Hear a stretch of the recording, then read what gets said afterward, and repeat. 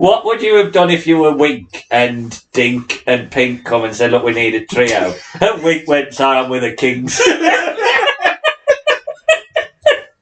I would be slightly intrigued by that. Where's this going? And they get Dink back. We've built into Dink Pink Wink. You think you're special?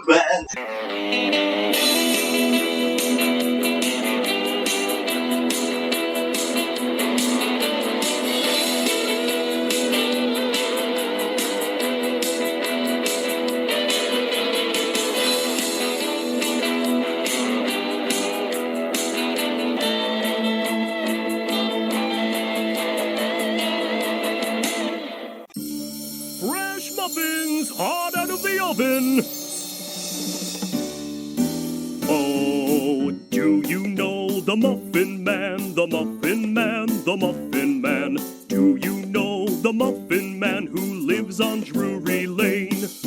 Yes, I know the Muffin Man, the Muffin Man, the Muffin Man. Yes, I know. Hello, and welcome back to the only wrestling podcast that exclusively rebooks, reviews, and reimagines the worst of wrestling's past. We are Better Call Creative, and as ever, I am joined to my left by a man who's fed up of irresponsible EVPs who couldn't manage a fucking target. It's Jack Chance. Hello. And to my right, it's fuck the Pittsburgh Penguins. It's Sam Chance. Hello. And I am your host, eating muffins and enjoying the look on Tony Khan's face. I'm your host. I think you should have said, instead of managing a target, you should have had a British version of it. Yeah. Couldn't manage a Wilco. Couldn't manage Allen's up the road. But if that doesn't give you an idea of what we are reviewing today, oh my God, we have reached the day, Sam. We have reached the day where we have to talk about it. It is All Out 2022. Nothing really happened. Jack, have you enjoyed the world of A to the E to the W? Probably more than another person on this podcast. Sam, was it not your bag? No. Well, if that's Do you need to? You can leave now. Yes, we are going back to September the 4th, 2022 for a 5-hour pay-per-view for some of us, a 4-hour for the others. But the UK number one, yes, it was Afraid to Feel by LF System. Yeah. Not a clue. That's like, when Dante Martin runs out looking like so fucking Cecil. That was basically what I... It looks like that thing you've just used on your ears. He does look a little bit like a Q-tip. Yeah, Q-tip with a bit of wax on it. Yeah. The US and Canada went with As It Was by Harry Styles. Oh yeah, I know that one. Oh, there you go. I don't know the Aussie choice. You might know them. It was Pink Venom by Blackpink. Yeah, I've heard of Blackpink, yeah. Are they he's a rapper, I think? Oh, are they a rapper? I think he's a rapper, yeah. Oh, it's a he? Yeah, I think so. Right. I might be wrong, I might be completely wrong, but I think it's a male rapper. Modern music. No. It's a new scary world. Boo! What is this? Tom Jones. Yes. Don't worry, we'll be back to the new generation 90s soon.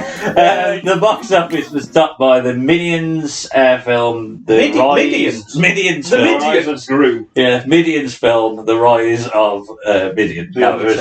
Minions, The Rise of Gru. Seen that one? I have seen it. Any good? It's alright, it's one of them, it's the Minions. It's the Minions. Yeah. Game you've definitely played was released. The Last of Us Part 1 was remade and released on this day. Have you played that?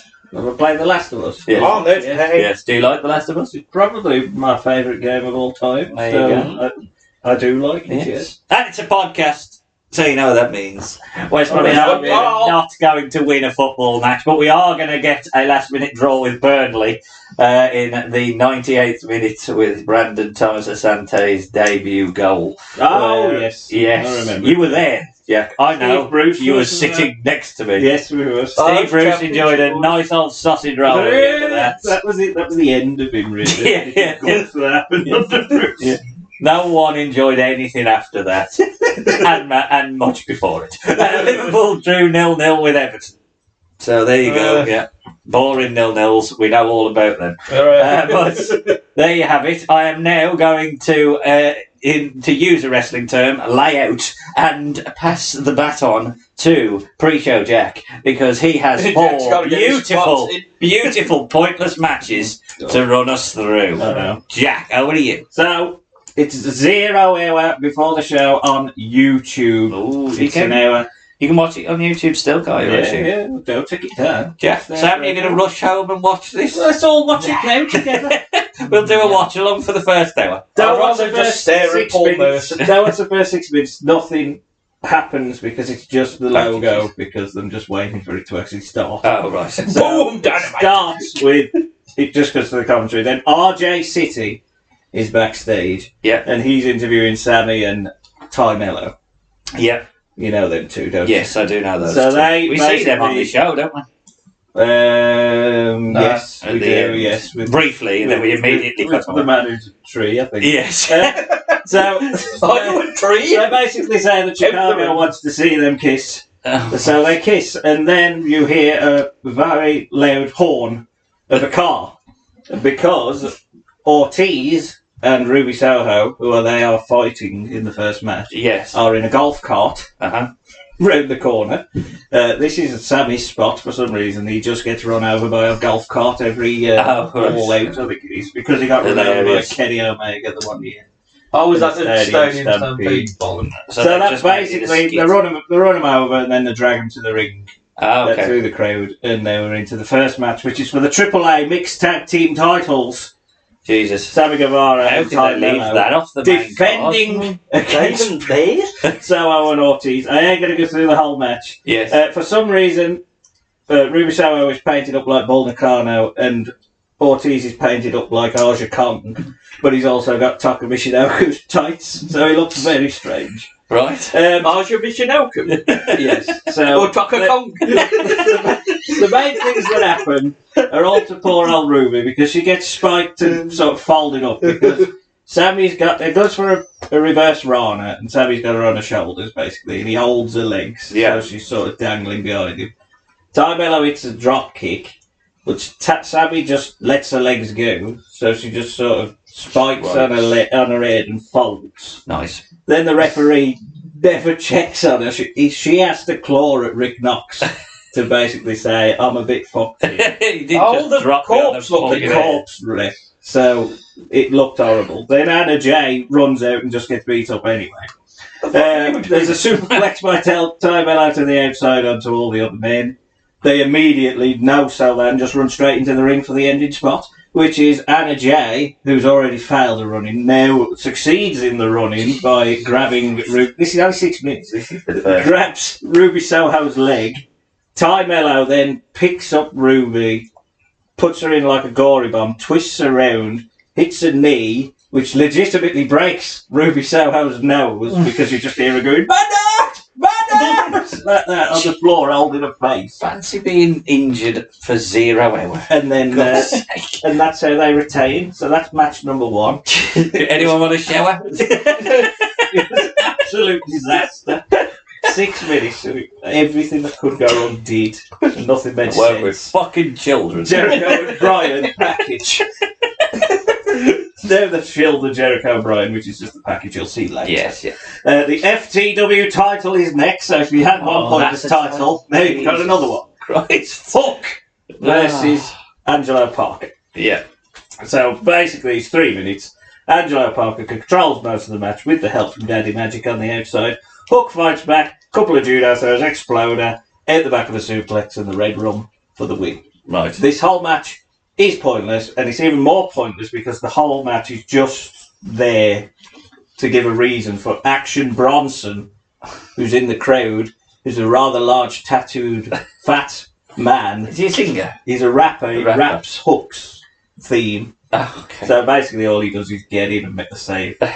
Yeah, that's jelly sandwich, man. Isn't it? No, He's not Jelly Roll, but it's sort of like the. It's like, feeling of Jelly Roll. Is the AEW. is the AEW. Jelly Roll. It's the Poundland version of the Jelly Roll. Is the marmalade. So yeah, it was basically just for that. The commentary run down the card. Yeah. Then there's the Punk and Moxley match. Video package, Yeah, sorry. yeah. They don't put that on the zero. There we get the All-Atlantic title. Great. It's Kip Sabian. Where's the All... Versus Pac. I'm probably going to ask this question a lot, but where does the All-Atlantic sit I in was the thinking pantheon this of... while I was... Well, it's changed its name twice. Yeah, it's now the American title. Yeah. Oh, that's MJF now. Yeah. It went to the So they have international elevated title. it a little bit. Because they realised when they had it, when it was all Atlantic, it was like China and Japan, which is nowhere It's near the the Pacific. Atlantic. Yeah. It's a completely different ocean. But anyway, Well, Kip Sabian. but I digress. Kip Sabian, this is his first match in 500 and odd days because he's been doing a gimmick where he's been sat in the front row with a box on his head. Yeah, Right. I remember that. He comes out with a box on his head. And this is basically... Come down. and then he takes it off. And this is his return because he beat up Pac, I think, on the way to this match. So... Immediately, Tony Schiavone just absolutely shits all over this box gimmick because he says, "We've never ever explained why he wears this box." He just basically goes, "What's up with the box gimmick?" And Taz sort of goes, I agree. I digress. But I digress. And then it's okay, it's back and forth, it's the usual flippy sort of stuff. But the crowd, obviously, Pac works heel, Kip works face. The crowd cheer Pac. The crowd boo Kip. Yes. Because that's what they're going to do. The end of the match. For some reason, Kip, at some point, just starts talking to the box, which is outside, saying, what am I supposed to do? Oh, hang on. So he's supposed to match. give him some... He's supposed to be mad, I think, is what it is. So he says, what am I supposed to do? Talking to the box as if the box is giving him pointers, and what immediately happens is he gets stomped on and then hit with a black arrow and loses. So I'd get another box. Because that box told you the wrong thing. 500 days. Yes. Wearing a box. And then you're I'm like... living in a box. Tony Schiavone is on the stage as Pac walks up. Immediately, Orange Cassidy comes out. Okay. Fuck's sake. And Pac gets the mic and just goes, "No!" The crowd laughs. I love Pac. Pac is brilliant. He's only on this in the worst promo segment ever, but he's still brilliant in it. It's basically calls him a joker, but get to the back of the line. And all of this is happening while Kip has now got the box and starts screaming and shouting It's at the having a box. breakdown. But no one's watching it because Pac and Orange Cassidy are on the stage. Oh, God. And then it's the main event. Yes. There's no sort of package after. Move straight into Tomohiro this done. Ishii versus Eddie Kingston. Yes. This is the only match worth watching. Eddie Kingston, bless his heart, he's not the greatest at strong style and King's Road style or whatever, but he loves it. Yeah. He does do the machine gun Does he do the little jump? It's 14 minutes this match. But the It's Tommy Cooper the jump. first six I know minutes- the first 6 minutes are basically, I will chop you, you will chop me, and they just trade the chops for like 6 minutes. Brilliant. Like it's just the whole match is basically you do something and I'll allow you to do it to me. Right. And that is all the matches, which is fine. There's nothing wrong with it. It's the first match where I'm bothered about the two people and I care about the two people. It's back and forth. It's chops, lots of chops. Then Tomohiro Ishii just decides I'm not going to sell for a while. I'll just chop you for a bit. Yes. Then Eddie fucks up a move, but sells the arm to cover it a little bit. They both pop up off big moves, both hit a lariat for a double down. Machine gun chops from Eddie, bless his heart. Near falls by Eddie, then near falls by Ishii. Then we'll trade some slaps, because we've done our chops. Why don't we do some slaps instead? Have a slap off. And the finish comes from Tomohiro Ishii, going for a suplex, but Eddie just turns it into a Northern Lights bomb, and that's it. And wins the match. They roll out. Eddie sort of tries to do the respect, come with me, Ishii. And I don't know whether Ishii's been told this is what, but he just goes, "Whoa, fuck off." And he just sort of wanders back to the ring. And Eddie's looking at him with his hands on his shoulders, with like this, "You're supposed to walk off with me," here, looking at him, going, "Oh, fucking hell." What And the fuck Ishii's are we just gonna do going, "No, fuck off." And then it goes back to Excalibur and Tony, and we go, right, we're ready for the show now. Settle in. We've already bollocks the crowd out with an hour of 4 matches. So if you recommended a match, I wouldn't recommend anything because it was pointless. People got hurt. There was boxes and fucking everything on it. so one person got dropped on the red and one person broke their nose. Yeah, that was the same person. Oh yes, yeah, of course. Poor old Ruby. Yeah, had a really bad night there, I Ruby. think I'd commend this back walking up the stage and then going, no! We love you, Pack. No. If you like strong style, maybe the No. Ishii Kingston match is for you, but the rest of it is just diabolical. Well, It wouldn't make me want to buy the show. No. Let's put it that way. no, but it is Sunday night, and you know what that means. Do it? The commentary team is Excalibur. I want to know what it is. Tell me. Explain. What you did, Tony? The commentary team of Excalibur, Tony Schiavone, and Taz welcome us to the show. Some pyro went off, showing the crowd, and then we get the first and not the only mention of DraftKings, who are our sponsor. Not only are they content with telling us about DraftKings, but they immediately send us to an advert for DraftKings. And all I was thinking is Bobby Heenan saying, I bet on pro wrestling. Oh, yeah.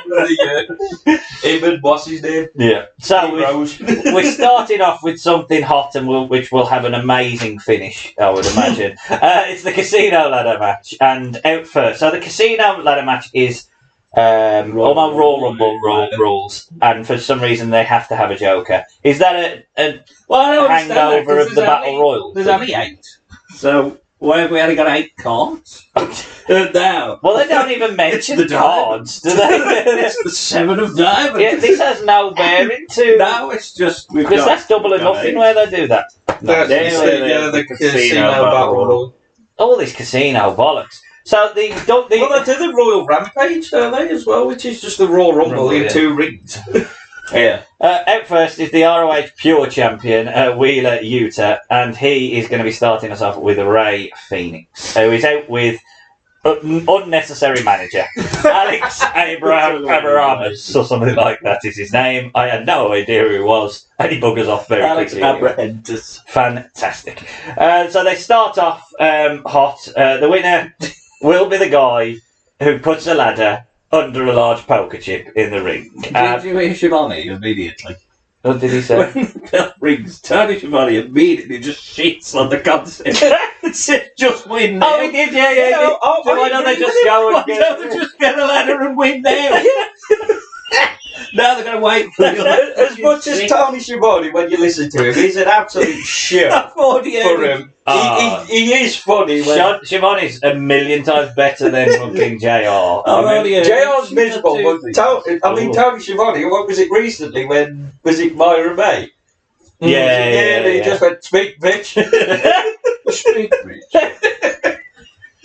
Cheers, so whoever gets the chip will get a future AEW World Title shot. I'm not quite sure what constitutes actually getting into this match. There's I don't know. Really. nothing other than we think these will look good off a ladder. Yuta and Phoenix are fighting on the floor near the ladder. Yuta sends Phoenix from the top onto a ladder which was set up against the barricade. I love Taz's line. Did you hear Taz's line here when he was going on about ladders? He says, I've changed light bulbs before. Yeah, but he's only little though. So he needs a ladder. He needs a ladder, I think is the point. You to a slide. Oh, so they're setting up Roosh being the third or first entrant into the match. But they've timed it to cock because he's got all this gear that he comes out in, even here. So Yute's just slowly walking up the ladder. He's not knackered. He's battered, Phoenix. What's he doing? But eventually he gets there. Roosh gets a hold of Yuta. It's the fact that Roosh sees this and still just, I've got to do my stick. I've got to take my order. I've got to do all my stick, mate. I don't run. He eventually gets a hold of Yuta and hits his belly to belly onto a ladder against the ropes. Roosh then hits a dive onto Phoenix on the floor, and Phoenix is sent into the barricade multiple times. Andrade El Idolo is up next. He's the fourth man, and he's friends with Roosh. He gets in the ring. Roosh has sort of allowed him to go up the ladder. They could win it, but for some reason they decide, no, we must set up another ladder and batter Ray Phoenix for a little bit. Yes. So he sends Phoenix into the ring post and he battles Yuta on the floor for a bit. And then Yuta and Andrade work up the ladders. Again, at this point, Andrade could have definitely just grabbed the poker chip, but he does a sunset flip powerbomb onto what is now the bridge ladder. Claudio Castagnoli, am I right in saying he is the ROH World Champion? He is indeed. Yeah, so he's the World Champion, and it's more important to him to be the AEW Champion, which immediately turns this into the ECW. This is why Tony can't buy an ROH. No. Was the best thing for it. Well, he's out next. He's out next, and he eats forearms, so everything is fans chant Claudio for him. Andrade is on one side of the ladder, so Claudio flipped him over. Does show his strength, but I think the spot runs there. Like they don't know what they're doing. To flip the ladder. So they just sort of like moves it very slowly and dumps him over the side. I don't know what they were trying to do with that. Yeah, I don't know what they were going for. Trying to accomplish. My favourite man on the card, Dante Martin, is out next. He has to no-sell a ladder immediately falling onto him so he can do his spots with Claudio and Phoenix. Up on here, he looks like Sideshow Cecil, but I'll die on that hill. No more said about it. He sends Phoenix and Claudio to the floor, and he's followed by Dante jumping onto the ladder and drop-kicking Yuta. Claudio catches Martin on the ladder. What was he singing? I don't know. Claudio caught Martin on the ladder, and Martin gives Claudio a Hurricane Rana over the top. Penta L, I'm heading to WWE, is in next, and fake news, it's bullshit. In Mexican. He's joining his legitimate brother, isn't it? Unlike the Bushwhackers. They was cousins, not brothers. But they were, was they? In an alternate universe, this casino ladder match would be Luke joined by Butch. That would have been. And Butch hits a Canadian destroyer onto Martin as he runs up the ramp. Oh dear. This is a former Impact World Champion. I ain't being funny, but Penta is worth more than just doing 3 spots on a card and this. Like, it drives me mad. But he hits a sling braid on Roosh. Penta kicks on an upside down. Oh yeah, he kicks an upside down Yuta against the turnbuckle and hits backstabbers to Claudio. Andrade tried to move on Penta on the ladder, but Penta fought back, and then Phoenix kicks Roosh off the apron. Penta hits a destroyer onto the ladder bridge, and Phoenix hits a frog splash through a table onto Roosh, which was an amazing spot. It just shows, look, what Phoenix and Penta can do. But it was literally, we must get this in, because now everything's gone to shit. And Retribution hit the ring. They beat up the wrestlers. Some guy holds onto the ladder while another guy with a black hoodie walks up. It's Stockley Hathaway.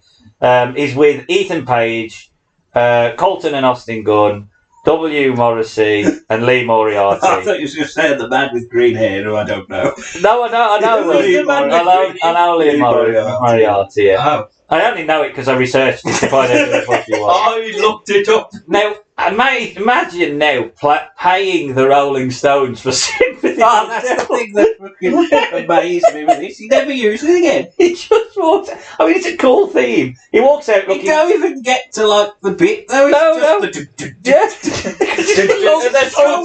It's a long song. Mick Jagger is going, how you paid me for that? Let me find you fucking $5 million for this. Tony Khan. And then an MGF-looking motherfucker walks out in the devil mask. Yeah, he is very... You can tell it's him, boy. Hathaway hands in the poker chip, and who would have thought it? The Joker is announced as the winner. It's the magician. The devil. The magician. Yes, the man. Yeah, they say that. The magician magic. I can't believe he got signed. And, oh, God, like... Why do they fast forward through everything? AEW is just wrestling on fast forward. Wrestling on crack. Match 1. Jack, go smoke some crack. Felt like that. it's just really pointless ladder match. Yeah. Because there's only one thing that matters, and that is we have the devil. Even that, they fuck up by having a padding of a group that's never with it. Yes, But I agree. that's just something that happens later. The whole match is just designed for that spot of. So why do they? This is what I'd say to all the people: just don't do the crazy nonsense, because nobody will remember it by the end. What's of the it. point? Yeah. What's the point in putting your body through all that crap? Because by the end of it, none of them remember it because they just remember a masked man gave a chip. Yeah. Well, it wasn't I mean, the man who won it; he just gives. I enjoyed the spots because they're just spots. Like that's what wrestling is. But it's like just an indie match. But like, and I thought Phoenix and Penta had actually heated everything up so that there was going to be a big sort of storyline finish, and it just went, and it was awful. Like just the really stereotypical weak beatdown by these mooks that no one really cares about anyway. Why are they a group anyway? I don't quite understand. Everyone was in a group. They just look confused. It's very convoluted. It doesn't do anything for MJF. Everyone knows it's fucking MJF. Why couldn't he be the one who walked out whilst all this chaos is going on and just walks up the ladder and get it? Maybe you could say that it maybe suits him a little bit just being handed it, but why did it have to be Stockley Hathaway and not someone else to get the rub and maybe question whether he should? There's a million and one ways you could have done it, and you've done it wrong. But ultimately, if you're going to start off this pay-per-view with all these matches that you've got to come, don't have the one with a crap finish to start it off, because the crowd is like dead at the end of that. I'm like, I'm just confused as to what's going on. Yeah. It's just terrible. Sam? This match, I don't like this match type. It don't make sense. Why have staggered entrances in a ladder match? You don't. Tony said, "Want to just climb it and go right? I've done now." Not when you've literally. It is a spot fest match, Yeah, so that's just all have it them is. all in, get their spots in, Let's and start just with Utah and Phoenix, and they immediately do a move off the top through a ladder. yeah. It's just going to be a spot build. Just grab the bloody thing. The stable at the end. I mean, I'm glad that lasted 2 weeks, and they turned on MJF, and they ate together now. I mean, no, I've It's got just- all It's the all stable anyway, bollocks. driving mad. The whole thing, the devil is shit. the match type is shit. I don't mind I do think it's a little bit convoluted and a waste on MJF, because I think he is a devil as MJF.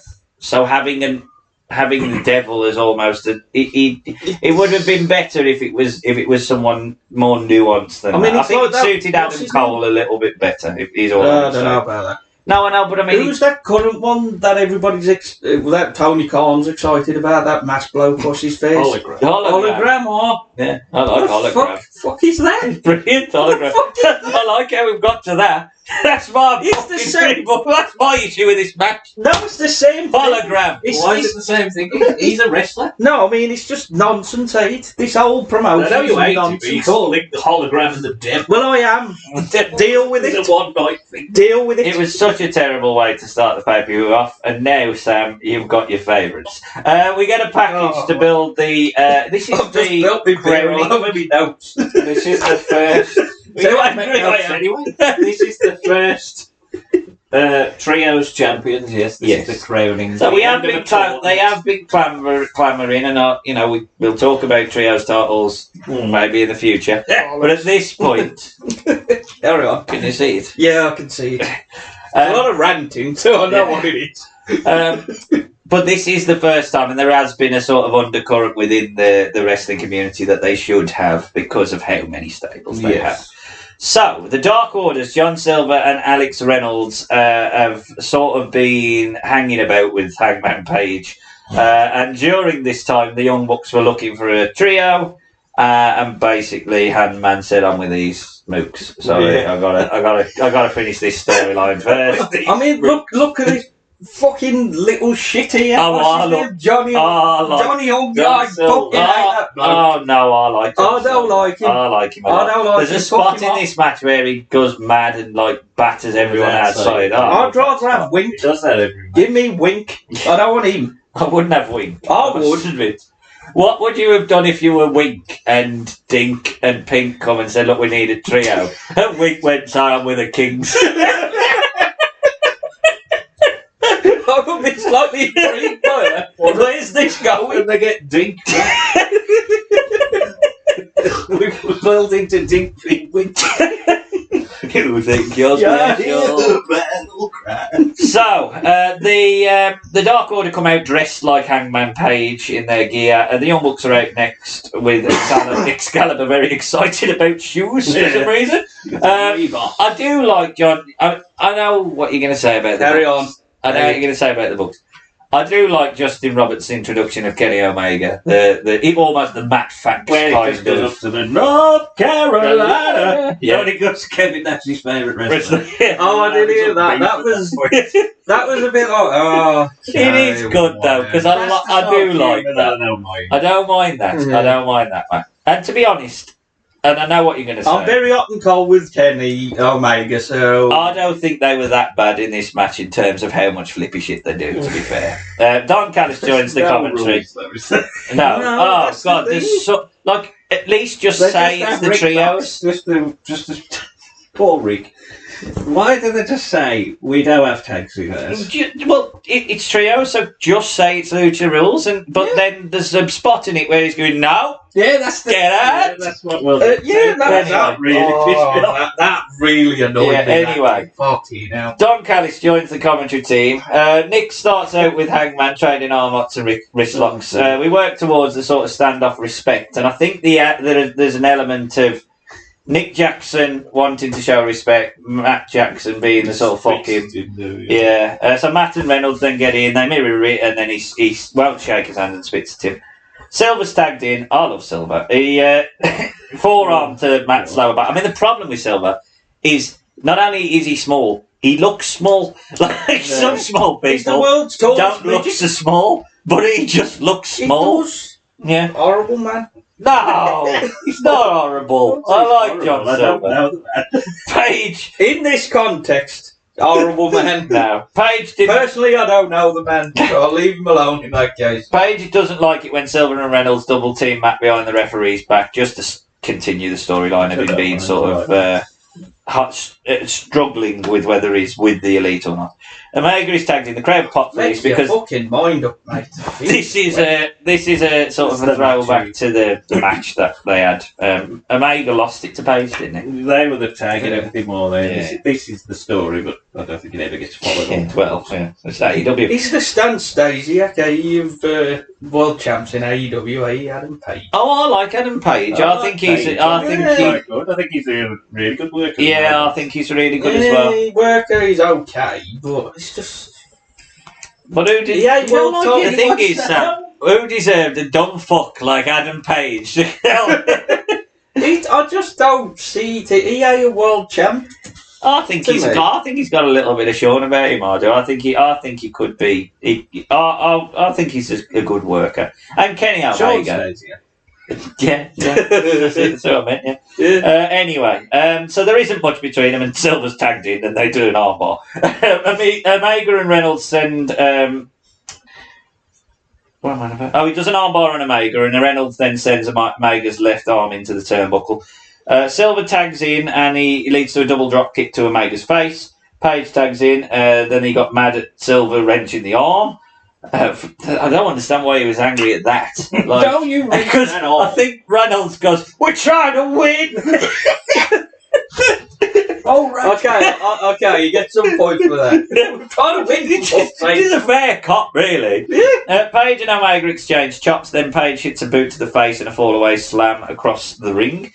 Page then went for the springboard, for a springboard move, but Nick kicked Omega.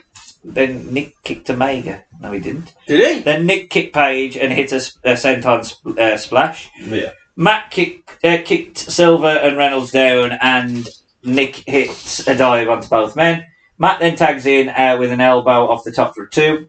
The Elite then start doing triple moves after some tags, and Omega hits a neck breaker onto the knee for a 2.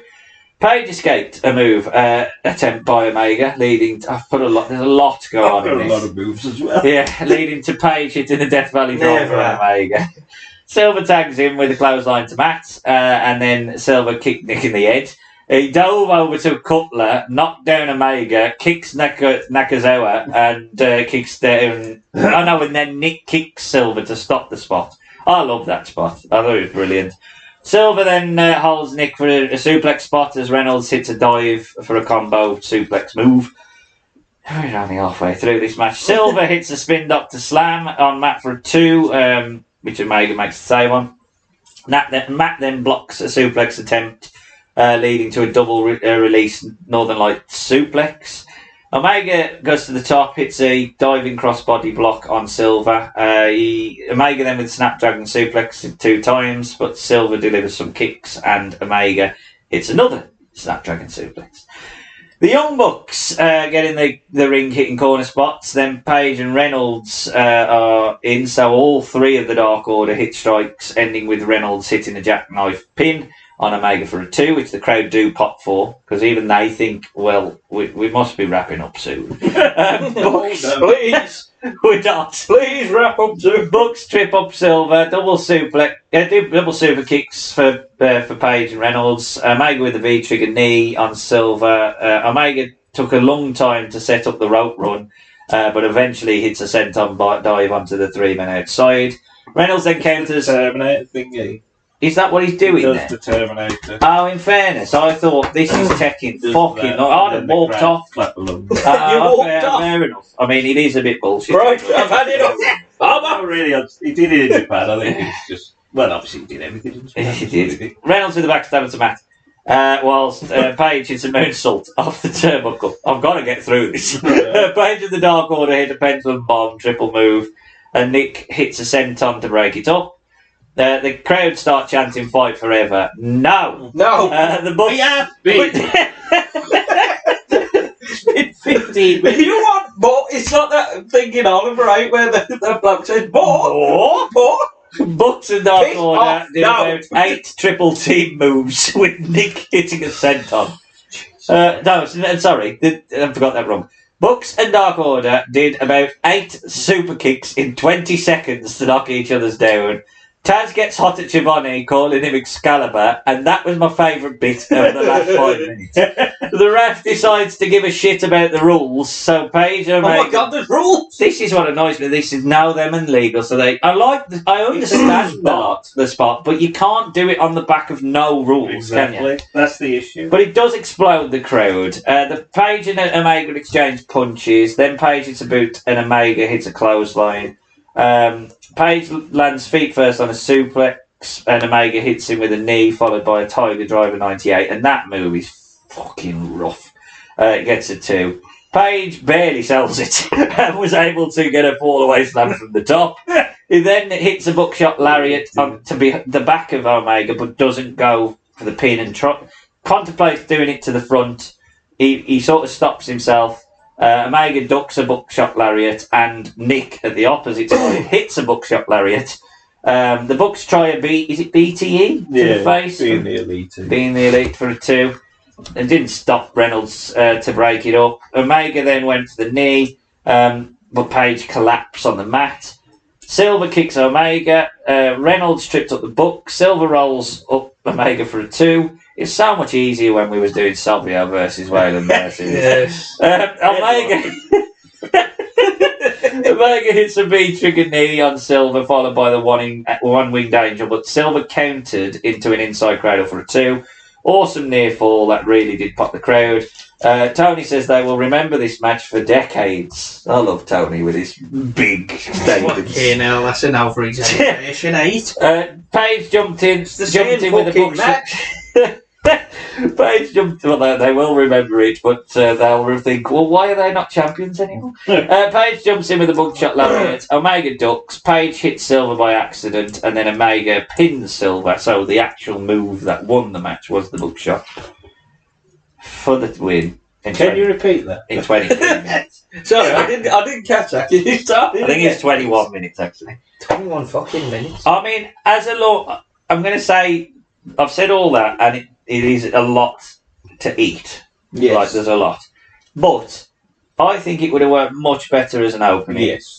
I think as a launch for the Trios title, it's fair enough, because it's going to be that kind of action.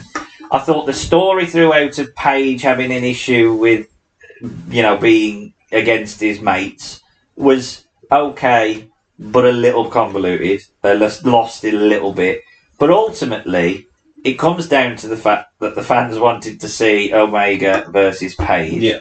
And I don't know whether they did enough throughout the match to properly build to that. I like the drag spot, but even that has like, what the hell are you doing after there's been no rules kind of 15 thing. minutes of double team. And it's just typical AEW in that I enjoyed the match. It went far too long, but well, certainly too long for my tastes. And it's difficult when you do a 20-minute match and there's no rest.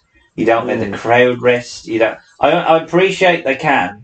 I appreciate them athletic enough to, but it then starts to, you think, come on. Like I say, some of the pops for the near falls, I think, were kind of, well, we thought that was the end. Rather than, I'm so glad it wasn't. For a lot of stuff anyway, that's the type of crowd. But that it is. Kenny Omega, the Young Bucks, and Hangman Page are the stars in this company. There's no doubt about it. It just stunk of AEW in terms of getting certain things wrong. Jack? Yeah, it should be the first match on the card, without a doubt. It's the high octane, no stopping match. Yeah. I like the story of Hangman and Adam Page. He is Adam Page. Yeah. Hangman and Kenny Omega, sort of, we're basically building to that match. It does probably devalue the fact that it is for new belts. Yeah. Because we are building to problem. a singles match. Well, it does actually set them apart and almost make you feel that the trios are already below them. Like, we are singles. It feels a bit like it's almost like saying that we're the singles. Bucks and the Dark Order are below Page. Which they are. I know they are, because they obviously are stars. Yeah. What they do is fine in terms of the moves and everything like that. I know you can hit them all, but Jesus Christ, you ain't going to do them all. Yeah, sometimes just let it breathe. It's convoluted and it just makes a bit of a mess. It's too long. There's a nice thread of the story of Adam Page and Kenny Omega, and the thread of Adam Page sort of having anxiety towards fighting the Elite is fine, but then it does get lost when he just starts beating them up. And then at the end, actually, I don't know. So it's okay. Kenny saying on the stage, follow that. Well, that pissed me off, especially when they act all holier than thou after what happens at the end of the show. It's like, come here, don't go away, follow that. Follow that. Well, the will. There's just a lot. There's another 3.5 hours. Yeah, exactly. It's psychology and story. There's a match that goes 20 seconds later on. Yes, and I'll remember that. I'll remember the devil. Yeah. Like, we've just had a match where there was loads just of absolutely moves, unnecessary. And the one thing that mattered was a man in a devil mask walking out. So that is wrestling, it's stories. So saying that is stupid, especially when you're a babyface. But it's okay for what it is, but it's probably a bit too long and there's too much. But I expect it because of the people that are in the match. Yes. Dare I ask, Sam? Do you want me to be nice or truthful? A bit of both. A bit of both. Give it a Okay, bit. the nicest thing I'll say is Clover. well, the reason as well. It was what it was for that style. Mm-hmm. What I really want to say is I fucking hate the fucking Young Bucks. I don't ever want to watch them again. I'm quitting the podcast. You make me watch them. They're very easy to hate. They're not on the XP. They am. I want to stay. We've got Halloween Hell to come soon. They're not on that show, don't That's all right. That's fair enough. But during the breaks of that, can you watch a Young Bucks match? It's off long enough. No, bollocks to that.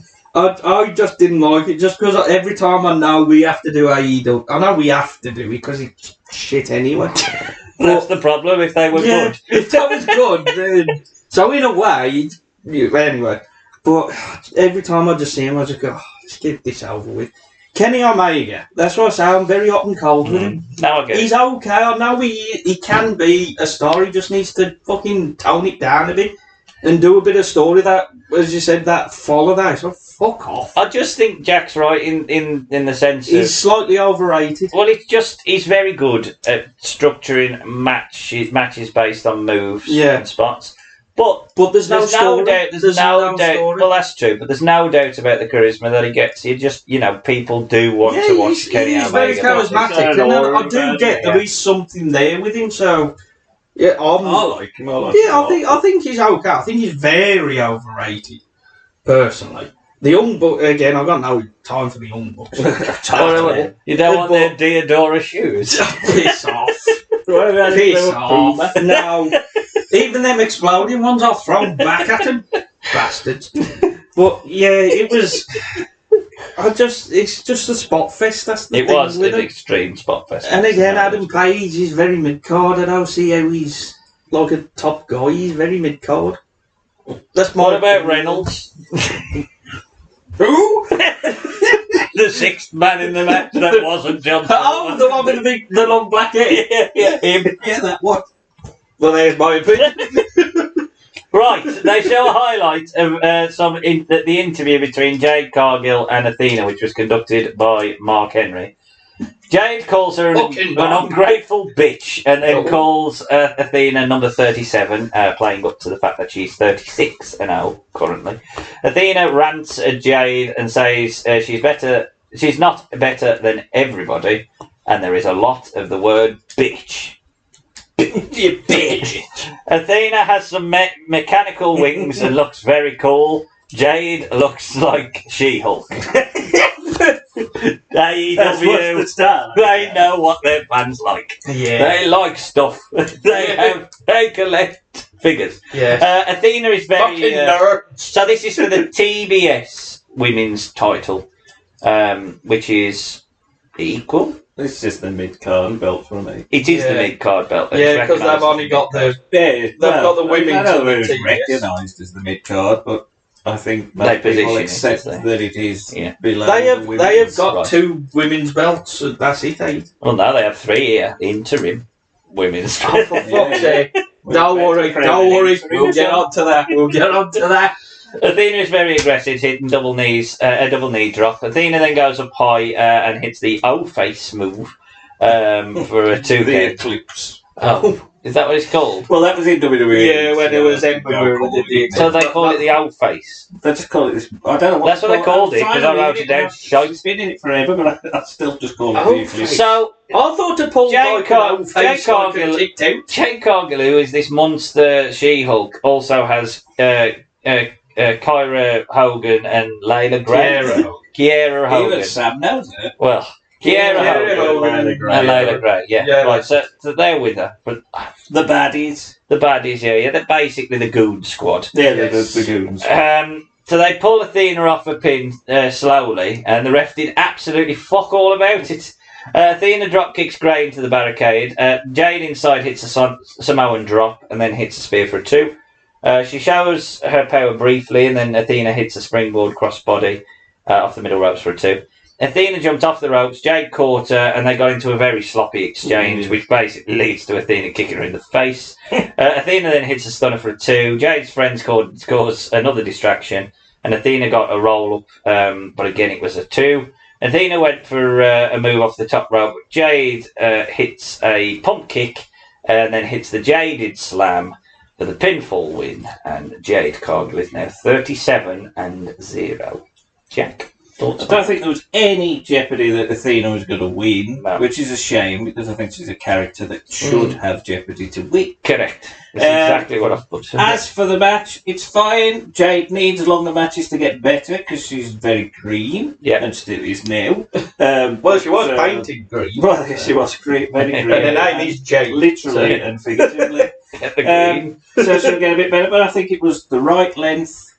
I think it just didn't have enough steam for Athena going into the match. They probably could have done a foot finish to get another match out of this, because I think there's more legs in this story. I wish Athena had left it. Done more of the battering of the two women and actually created some level of jeopardy. Yeah. I think if you're going to do this big mammoth Goldberg-esque kind of, run, then it's too early to be feeding to people like Athena, because Athena's strong enough to be a threat. On the 37th of Goldberg, he'd have 6 Jerry Flynn. Exactly, yeah. That's what I'm saying. It's exactly what I'm saying. You're not a Jerry Flynn. Maybe they're not trying to reach the ridiculous number that Goldberg got to, but, it just feels when you like... highlight it, it's... Either 37 needs to be a Jeopardy number, but it feels like I'm building to 100.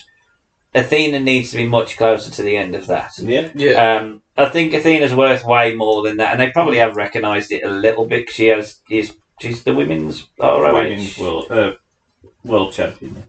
Of the ROH. ROH, yeah. Yeah, like So at that least, makes I know, but at least they recognise her as a world champion, Good even point. if it is. And They don't deserve it, but you know. But it's just Jade seems to always remind you, even if you try and make everything very simple, she will just drop someone every now and again Yeah, and just go, I'm still green Yeah. and I'm still in She's it. very green. But she is so That's the charismatic. problem with, well, not the problem with AEW, but WWE do a lot better of highlighting the fact that she is a star and put in shadow the fact that she's a bit shit. Yeah, because yeah, she's going to be. She's great. Or just surrounding her with Naomi, Surrounding her with Bianca. Yeah. Whereas here, you have to do the work rate matches all the time, the Dave Meltzer 5-star match that you're trying to go for all the time. So you're exposed a bit more. Yeah. But I think she needs to be, in a sense, because she needs to get better.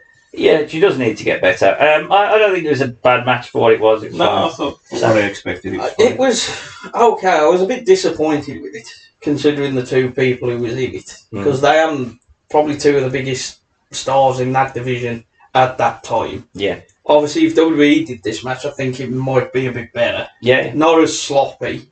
But again, there's no issue there because Jade, as you say, he's green.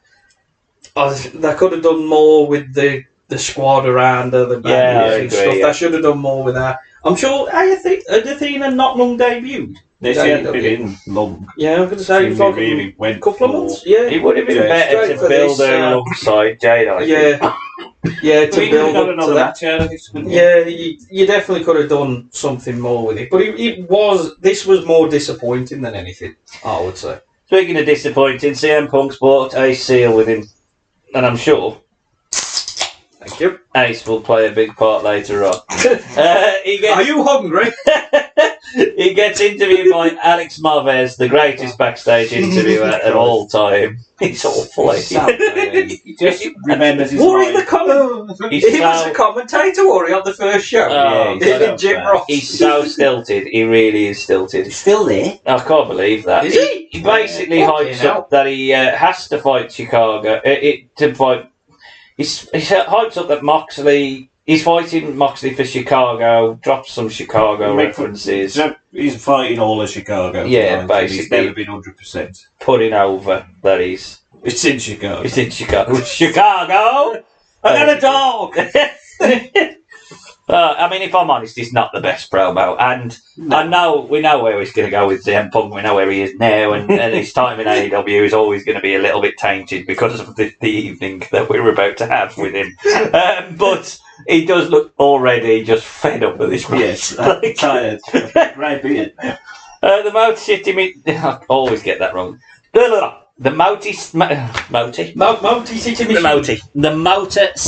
Machine Guns. Motor Shitty Machine. Say that with a mouth full of phlegm. Sabin and Shelley are out next. Talk about pointless six-man tag action. It's Jay Lethal they're joined by. Cross the line. Who was feuding with FTR. I'm not going to bother. Technically, just feuding with Dax. Yeah, because basically, Sanjay Dutt is wearing a shirt that says "Fight like an 8-year-old brat" instead of "Fight like an 8-year-old girl," which is a play towards Dax's daughter, who is involved in this feud. But absolutely no, I am no idea. This feud is just Dax. It looks like a dad. He is a dad. What happened was he did a promo about his daughter who had an heart condition. So And he said he's played going to on fight that. like a... Yeah. Okay. That's a promo, which is a good promo. It is. And it just created this. I don't know whether He created this storyline, Jay and then you Lethal. look at Dax Harwood now, who just mounted everybody, and he's very pudgy. He's a pudgy man. look, there's something brilliant about Dax, but he is just dad in it. Dad Harwood. Dad Harwood. I mean, it's brilliant. And then, well, here's Wardlow. I've got nothing for the singles champ. What the fuck is going on? What? This is war. He's got a belt. He's got a belt. He's got a belt. He had that big feud with MJF where he squashed him. You've louned And in. look at him now. What's he doing now? You've louned in. Motor City Machine Guns for this. Well, who have nothing, the match- and they're baby faces. Yeah, well, exactly. The match, you can tell, is the dream tag match. Yeah. But the problem is they've already booked the dream match in this spot in the Daniel Jericho area, so they don't give that. But then you got fucking Wardlow who's got to then sell for fucking Chris Sabin, who thinks, why am I fighting Wardlow? Like, what the fuck is going on? Anyway, I don't like you. I do like his, Wardlow Goldberg-esque kind of entrance theme. They don't hide away from the fact that this is what we are doing with this man. Dax has brought his daughter with him as well. He's a dad, you know. It is. She's 9 now. It's cute to see, but it. yeah, it just feels a little bit wishy-washy. And when you've got 15 matches, we can cut a little bit away, Tony. I could find something to cut away. Anyway, oh god, this match is a long one as well. Yeah, Wardlow went for a powerbomb on Lethal early, but Lethal got out of it. Sabin tagged in and against Harwood. Sabin got the early advantage, then Harwood slapped Sabin in the face. Jelly gets into the ring with Wheeler. We get the tag team face off. Again, the commentary team do build that this is a dream tag match, but sorry. Harwood took control with a clothesline on Sabin. Shelley and Sabin do some clever tag team work, leading to Sabin hitting a neck breaker onto Harwood. Then we get a chop by Harwood, leading to a belly to back suplex onto Shelley. Wheeler is in, and so Wheeler's legal, so Harwood slammed Wheeler onto Shelley for a 2. Wardlow's tagged in, and then the Guns work together to try and take down Wardlow, but are hit with a double suplex. Distraction from Dutt. Tony Dutt's ringside, by the way, people. And he's got a pencil. So there's a bit of confusion as to, I don't quite understand why the Motor City Machine Guns are heels, but they are. Cheap shots to on Harwood, leading to Shelley getting the 2 count. They do some slick double team moves. They are probably the best pure tag team in terms of wrestling like a tag team. I like FTR, but the Guns work like a tag team, just purely work like a tag team. Lethal and the Guns work over Harwood in the corner with some punches, basic heel tactics. Harwood avoids a kick from Sabin, who hits Shelley with a boot, leading to Wheeler getting the tag. It's not very hot, if I'm honest. It's a running back elbow, chop to the chest, lariat on Shelley. Wheeler hits a very vicious-looking gory bomb. Fucking hell, Shelley's teeth is still on the mat. Yes. Shelley kicks Wheeler in the face, followed by a drop kick to the left knee. We work in the leg now. Lethal and Sabin ram Wheeler's knee into the ring post. The Guns continue the attack on both Wheeler's knees, as Lethal is tagged in to lock in a figure 4 leg lock. Wheeler got his hand on the bottom rope. Cash eventually broke free, brings in Wardlow. It's a bunch of spine busters. I hate the F10 as a stupid name. Why are you referencing better than someone? the 5? Yeah, just so stupid. It's double. It's just stupid. It's double. Don't need to What's mention the your double opponent. F? Yeah, exactly. 12th letter of the alphabet. L. The L10. L? Yeah. The L10. L10. Yeah, which he used anyway as his finisher, but now it's just a setup and gets it 2. The Guns went after FDR with double soup kicks. I love Satnam Singh. I'm a big bastard. He punches, and he really is. His a great AEW's Carly. I like him. I do. I would have him on my roster. If I went into AEW now, because I would sack about 90 of them. Oh, I think everybody was. I would definitely still keep him. You know what? You could actually do something with him. I like him. I like a big bastard. I think there's always a place. There's a distinct lack of big bastards on that roster. You should listen to this, Triple H. You have Omos. Sort it out. I don't know. I thought he'd gone. No, he's gone. He punches Wardlow anyway, which leads to a 2. The Guns with a combination attack onto Wardlow. Sabin then hits a dive onto FTR. There's a sort of trio row spot with trio of drop kicks. Shelley and Sabin on Wardlow. The Guns held Wardlow's leg so Lethal could hit a top rope elbow, which gets a 2. Harwood with the Liger bomb on Sabin. Then FTR hit the big rig onto Shelley and Lethal. I love that. That's just a weird name for me. And like that sounds like Tugboat's going to have a. It was the shatter machine, wasn't it? I don't know why they changed it to Big Rig when they became FTR. Lethal hits a lethal injection on both FTR. Wardlow with a headbutt on Lethal, followed by a power lariat, power bomb. The crowd pop, want another one, so he does. He hits another power bomb on Lethal. That's enough. And I think is it four in total? Yeah, that he hits, and eventually. I was the Powerbomb Symphony. That's enough for you to put over Wardlow in the feud between FTR and Jay. That is my point. The whole feud is. Oh, and by the way, Samoa Joe's coming back now, and he hits the ring to get his revenge on Lethal's buddies because apparently they put him out. There is a nice moment. It does feel Is he a little bit pointless. He's got a belt, He's the ROH TV champ at this point. Finley comes in. That's Dax Harwood's daughter. Breaks Dot's pencil. Oh, I thought you meant Dave Finley. I was going to say. Finley. Does he do the thing with Becky Lynch? And he goes, wait. Joe! But she breaks Dut's pencil, and then Lethal's knocked out, and it covers him, and we get them sort of nice. Poorly. The nice moment. Joe bleeding the Yeah, Joe busted open. You've only had to hit someone with a belt. How have you busted yourself open? What the hell have you done? I mean, I'll start with you, Sam, because Jack's already given a sort of spoiler as to what he's going to say. I mean, this was okay. It was for some reason, it was just like AEW v TNA for some reason, which I know is kind of their group, with Jeff. Jeff had debuted at this Jeff point.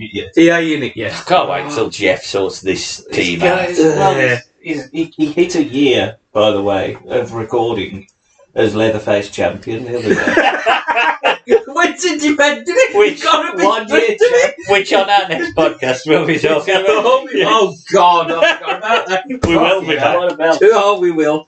But that is quite funny, there. So. That's another. But Wardlow was a missed opportunity. They had something there, and the Powerbomb Symphony is over, and now look at him. Yeah, no one knows what he is. Exactly, you can't look at him. We don't know where he is. Yeah, he needs to get to WWE. I'm not a fan of the Motor City Machine Guns. No. I think them too spotty. Them patient zero for the Young Bucks, so it's their fault. No, they am. Fuck off. They am. FTR, I like FTR. You're joking. Well, now I'm a bit with them because obviously they're a bit AEW. Well, not the fact that they mean AEW, but they am a bit bitchy nowadays. And poor Lee. Shoot you. Don't say that. I'll pop a cap in your ass. Fucking good for it. Good for it. All right, sir. I'm just angry now. Who wanted this? We've got 8 more matches to go here. Well, the next one ain't too bad. I'll be kinder with that. And poor Jay Lethal, I think they have absolutely misused him. I think Jay Lethal probably accepts the spot where he is, and in that company, he's such a small fish. He's such a small fish in a massive pond. True, but I do like Jay. Oh, I like Jay. I quite there's a lot of crap groups they've gone through. The learning tree crap, but I do actually like the goop. I do actually like the goofiness of all the Dot Lethal. Yeah. Satnam Singh kind of stuff. When was Satnam Singh in TNA? When did that happen? What you about? No. Well, it's because it's meant to be like a TNA group, but then did Satnam Singh? Oh, he can do it any group. I mean, if I'm honest, if I'm honest, based on this pay-per-view alone, this match was extremely too long. It was fine for what it was. Wardlow gets a win, but it feels more like FTR should have got the win. Yeah. Ultimately, it probably would have been better as a dream tag match, but then they are in a feud with Lethal. So it would have probably been better with Dax versus Lethal, really. But again, then you could argue, is that doing a disservice to Wheeler? He doesn't care, he's just shooting police. It doesn't matter. So, at least the good guys won. The only thing I will say is they wrapped it up nicely in terms of, right, we're moving on from this shit now. Finley's got a moment, let's move on. But, Christ, on a 4-hour... my feelings, 4-hour pay-per-view is way too fucking long, especially when there's just so much fucking moves all the time. If you don't pad it out, It's really, really tough. This was an easy match to cut off this pay-per-view. There was absolutely no need for this to be a pay-per-view match. It could have been done on fucking any one of those special Dynamite things that they have. Boom! Quake at the Lake. Yeah, the Quake at the Lake. Sorted out then. Jack. Quake at the Lake. Right, it's another 6-man. That we've still got another one to come. Oh, that is just a one-on-one that happens to have 4 extra people in there. Yes. The match itself is fine. They don't do anything wrong. They're good workers. I like all 6. Wardlow is very over, and we've decided to cool him right down for no reason. He is organically AEW. He's an homegrown talent, and we've just fucked him. Completely. And we continue. We will do that for the next 2 years as well. FTR and fine. You can't just have the dream tag match because the story isn't that, so you can't do it like you've said. And the finish of Wardlow winning against who's he pin? He does pin Lethal. He pins Lethal. He does pin Lethal. You do want to get his comeuppance, but why can you not put over the FTR? Why is Dax, who has the child, the feud is around, is it the child? Well, the feud is around the child that Sanjay does. Yes. But which is weird. Dax doesn't pin Jay Lethal, which is what should happen. He should get to the point where them two are in the ring and then he beats the shit out of him and beats him with whatever his move is, a pile driver, probably the sharpshooter because I love Brett. And then even the after spill, why the fuck is Joe there? I don't know. You don't need to his return. You could have brought Joe back after, because now you need to flip Lethal into that feud. Yeah. In the next Dynamite, he comes out, I was embarrassed, whatever. Joe comes out. Yeah, we've wasted that return. Yeah. We've already got all the shit of returns and surprises and all that. So we've wasted that here, and he gets himself busted open, which is quite funny. But then at least they wrap it all up with the kid. So the match itself, it's too long. It's probably not really needed. But in terms of the moves and what they do and everything like that, it's fine.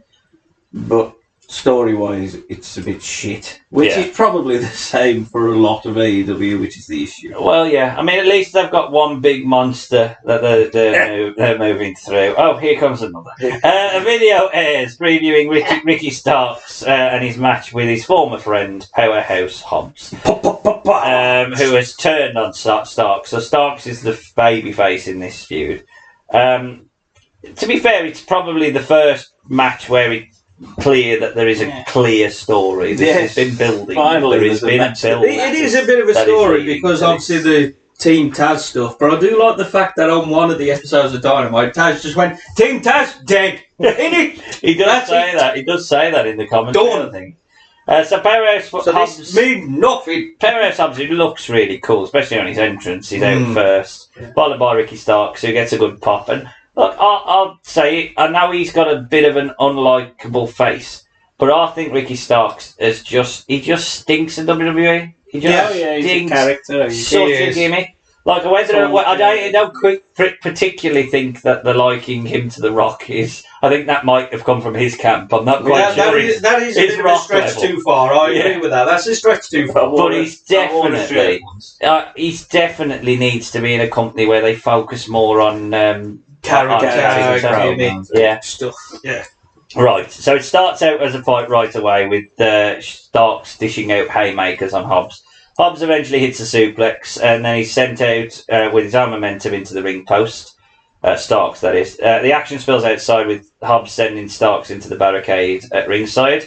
Back inside, Hobbs wanted to slam Starks, who rolls out of it. Hobbs kicks Starks in the head for a 2 count. He applies a sort of head squeeze and chin lock. Why are we going to a fucking rest hold? I don't quite know. First one of the night. Yeah. Not that good. It's a 3-minute match, mate. Starks rallies with punches, hits a jumping back elbow and a DDT from the ropes, which is quite cool. Stark runs the ropes, leading to Hobbs hitting a spine buster, which is basically the end. And that's enough to beat him. Is that his finish? Is a spine buster? Well, yeah, no, yeah. You don't really win a lot. Is there any point in finishers nowadays? No, not in this company. Most people win with the rope. Yeah, exactly. Not in this company. I mean, I thought it was okay. If I'm honest, the time that was given to it just didn't feel right, because this is the storyline, Matsu. You either build Starks up as the plucky babyface, or, Hobbs just batters him, and I don't think they got any of it, really. I think maybe Hobbs should have just survived Ricky and then won because he was too powerful for him. I don't know. But again, it's confusing this company because you've got Powerhouse Hobbs in the monster spot, you've got Wardlow in the monster spot, you've just had Joe come out who's a monster as well. Nancy. So, there's a lot of these sort of big... They've gone from one extreme to the other, either. Yeah.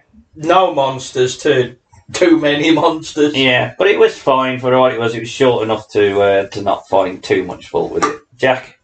I think it's a strange match. The story, Powerhouse sort of beats the piss out of Ricky Starks throughout, and then in the match, he just sort of does the same and wins. It's pretty like, oh, that's the finish. Fairly clear. Yeah, like, I know where, yeah. Because people thought he was injured because of the way he rolls out and the wrestling checking on him at the end. But they have an I Quit match or something like that in 2 weeks, and Ricky wins that. So he wins the feud on a Dynamite, but it just feels like such a weird match to have. If you're going to just give it 3 minutes and it just leads to another match, why not just do it on Dynamite and why waste 3, 4, 5 minutes of pay-per-view time here? No, I completely It just agree. makes no sense to Another me. one that can be cut. It's two people that, again, feel organically grown by AEW, and we've sort of just pushed them a bit aside and give them a bit of a we'll put you on the card as a favour, but we're only going to give you 3 minutes. Just and no everyone, story. I think Tony Khan probably worries sometimes that if there's too much ex-WWE stuff and not homegrown AEW, that he's going to get criticised. But that doesn't mean you just create a faux match that doesn't need to necessarily sit on the card. I don't think it helps either of them this match. I don't think Hobbs comes away where you think, oh God, he's a monster anyway. No. Hobbs elevated, and Ricky was the one that everybody clamoured to be the next babyface, sort of push him. Yeah, because he gets into the match with MJF for the belt soon. In a month or two's time. But here he sort of looks like a bit of a jabroni, like we've just turned him face, and we've just really shit on him. And he's lost clean. Yeah, no, I'd agree. Sam? It felt a bit weird to me. I was. Where's my notes? I lost my notes. So did yeah, I think that was the one that got smudged. I was disappointed with this match. It could have gone longer, and I do like both of these. Yeah, they're really good, and as you say, again, I think both of them you could argue would be better off in WWE. Yeah, especially, I think Hobbs has got the ability to have something done with him in AEW, but they just feel like they're just not going to do it. I think Hobbs has got a lot more to do in AEW, whereas Ricky probably needs to get to WWE. He needs to get. I think Hobbs could probably benefit from NXT. Yeah, maybe. I would say put him in NXT. But I like the fact that I saw Starks in AEW, not AEW, NWA with him and Zicky Dice. Sorry, I keep saying Ziggy Dice for the NWA. So it feels so I saw him first. I saw him first. Well, that's true. But I saw him first. It was him. He owns NWA. Oh, I own NWA. So it's your fault. Yeah. It's half a smashing. Fair enough. I am the pumpkin. Yeah. So we get some interview between. This is when Tony goes, I'm off. Yeah. Oh, we've lost. I mean, it is a sad moment now because the standard of commentary massively reduces because JR's here now. He's coming in. Did you not like JR? JR in AEW is just shit. I'm sorry. It just is. There's a moment later where he really tries to get that old JR when he goes on about, his choke slammed him onto the steel or whatever it is. Yeah. But he sounds so it's so fake. He's like, his choke slammed him onto a steel. He's a bloke. How old is JR now? JR needs to retire. He does.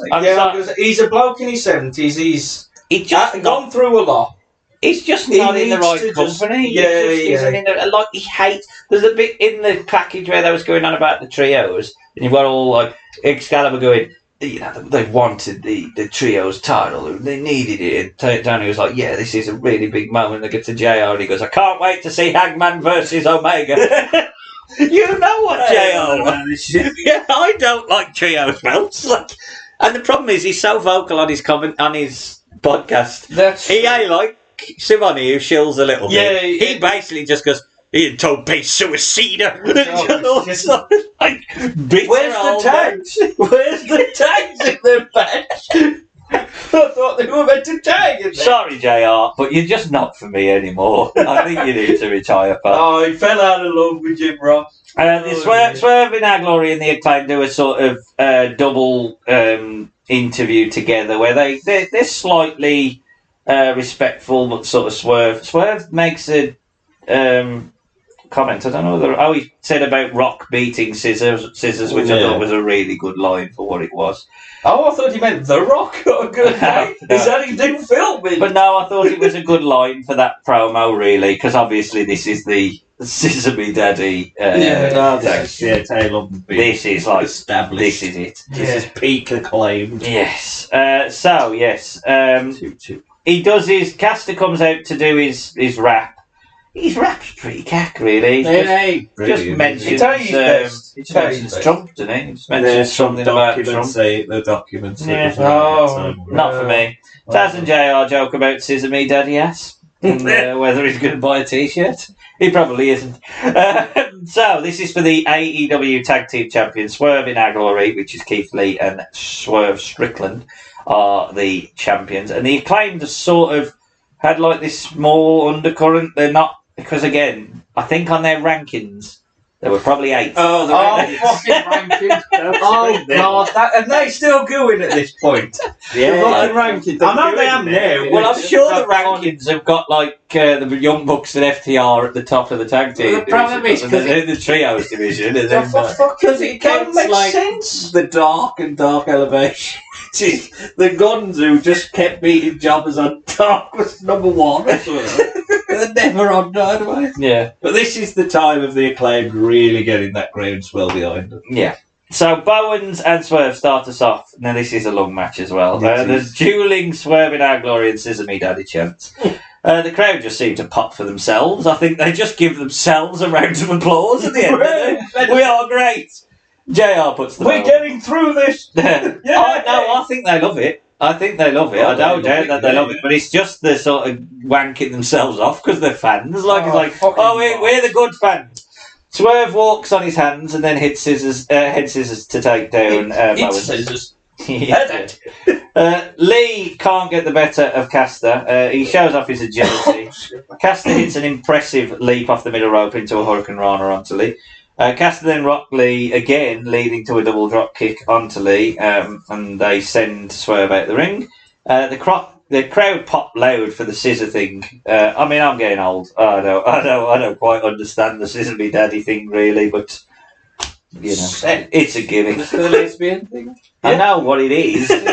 I don't quite understand. I don't quite understand why it's such a big sort Billy of. Gunn, it's funny. Would you not want to scissor Billy Gunn? Exactly.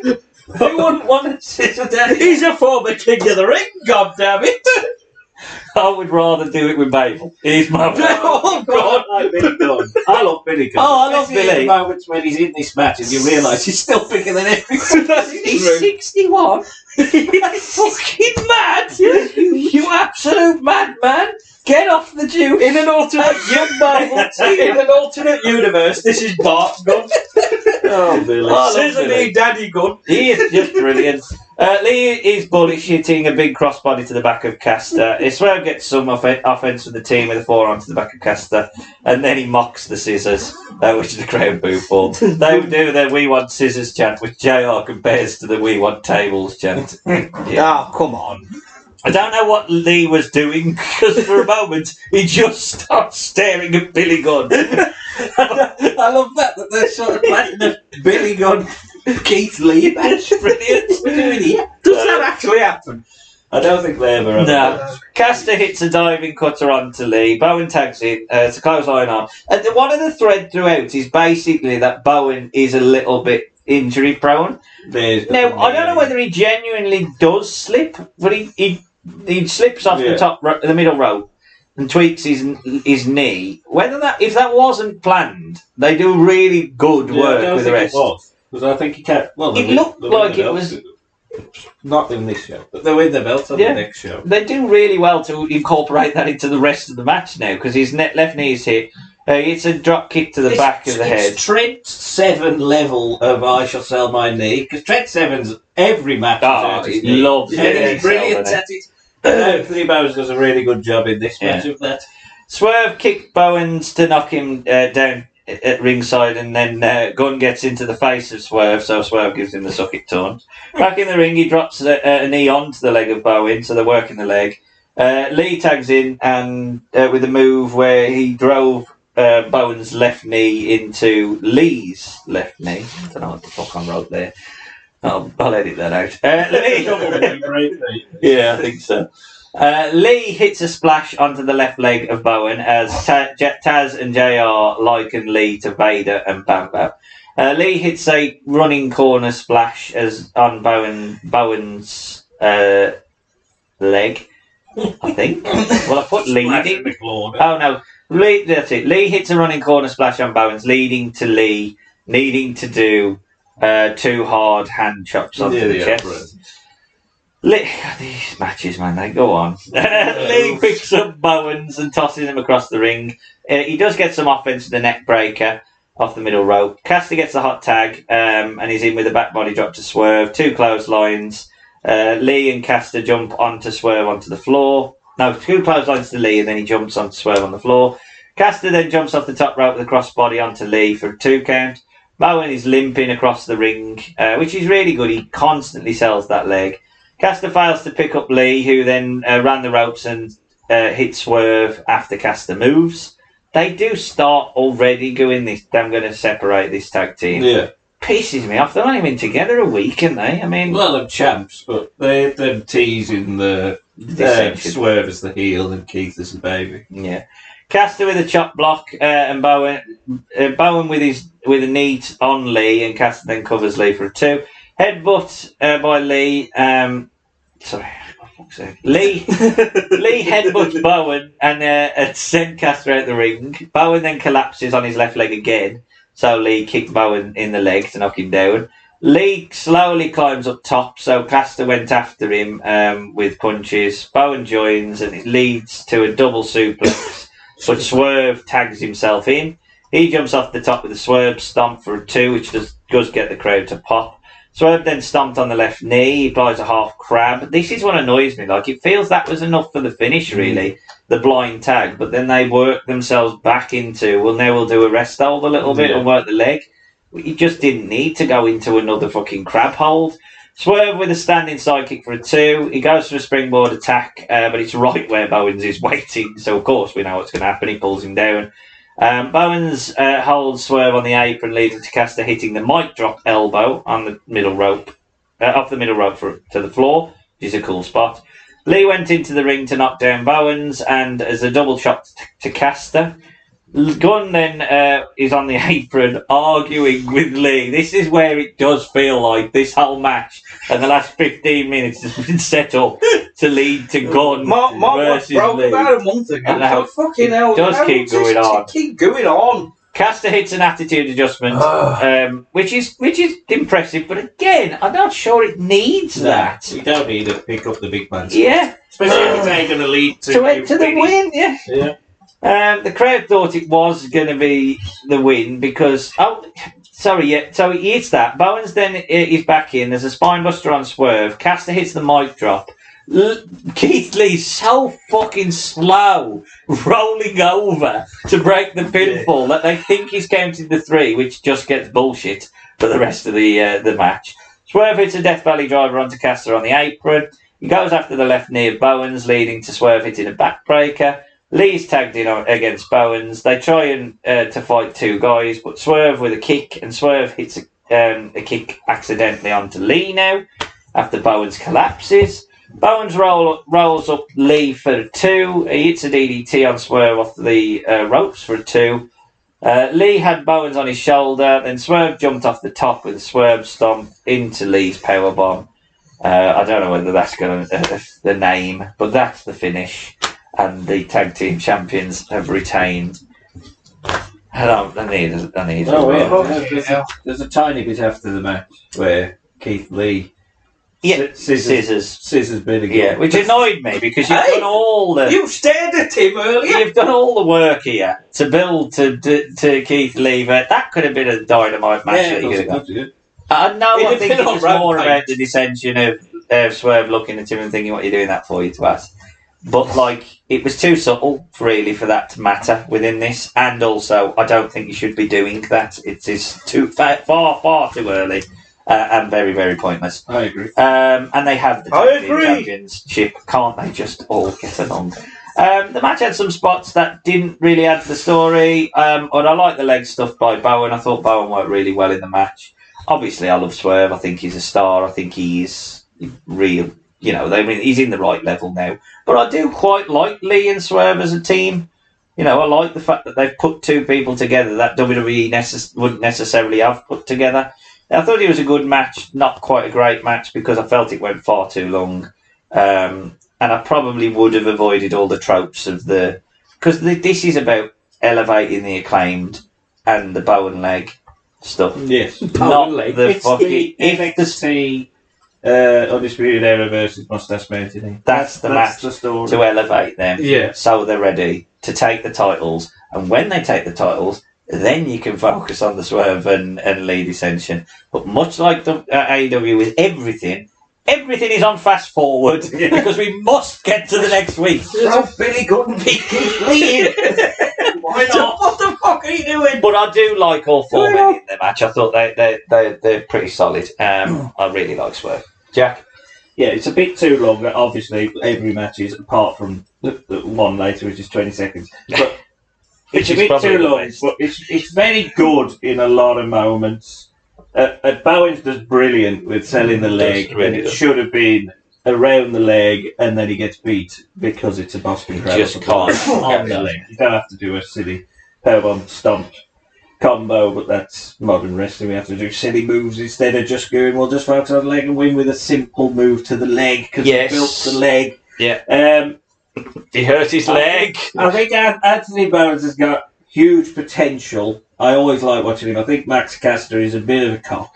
Yeah, and you know what? I think the same. I think Caster's fine, but he is a tag team wrestler, and I do think if anyone believes that he's not the Marty in this team, they're wrong. Like when Bowens has got so much more. He, without a doubt, he's very lucky he can rap. Is all I would Yes, say. I agree. He's sort of stuck in the Cena 03-4 model. Yeah. But obviously Cena broke out of that and become a face later. He's just stuck in that. He is not John Cena. Bowens is really, really good. I like Keith Lee a lot. And Swerve's obviously gone on to do fantastic things. So I think it's a very good match in a lot of places. But like you say, with AEW, they do sort of throw a bit too much in the pot and then do a bit fast forward. It's weird because they sort of fast forward, but also give it so much time. Yeah. So they've got so much time, and then it's on fast forward. So you got 20 minutes of fast forwarding, which is a lot of stuff in 20 odd minutes. You're totally right. But it's probably the match that I've enjoyed the most so far because it feels the most complete in terms of story and character development coming out of it.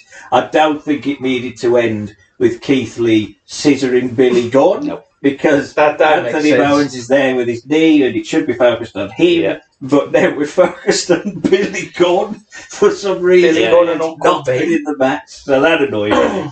But it is the most complete match so far, I would say. I just wish they'd have done a little bit more slower work on the leg after the leg spot because it did feel like, again, loads of big, bulky sort of work that they were doing. Like I said, they did that big double thing, big suplex. He gets the blind tag, he hits the double stomp, but that's not the finish. And then they immediately go straight into the crab, which could have been a finish because it's the leg. He got straight in. But then there's like another 6 or 7 minutes, and there's a Billy Gunn there doing just like I say, it's just on fast forward. Everything's so too much going on. Dodgy.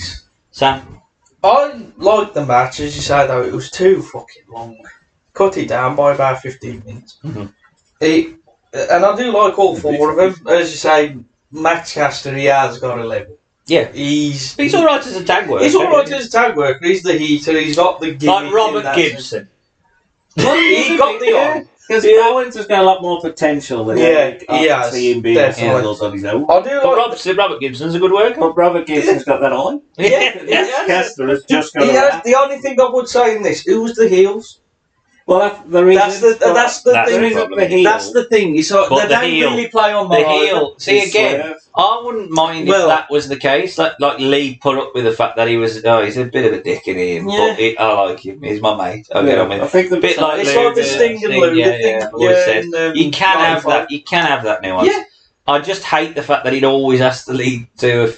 Why does every tag team always have to break up and feud with each other? Like, what? That's wrestling. It just drives me mad. Why can't people just be friends? Yeah, For why fuck's can't sake. we be friends? I mean, you put up with Jan all this time. And that would have been a really good entrance theme for Keith Lee now. Why can't we be friends? Because now, I like Keith Lee. He's a real. I mean, I don't think he is quite Vader or Bam Bam. No. But I do like Keith Lee.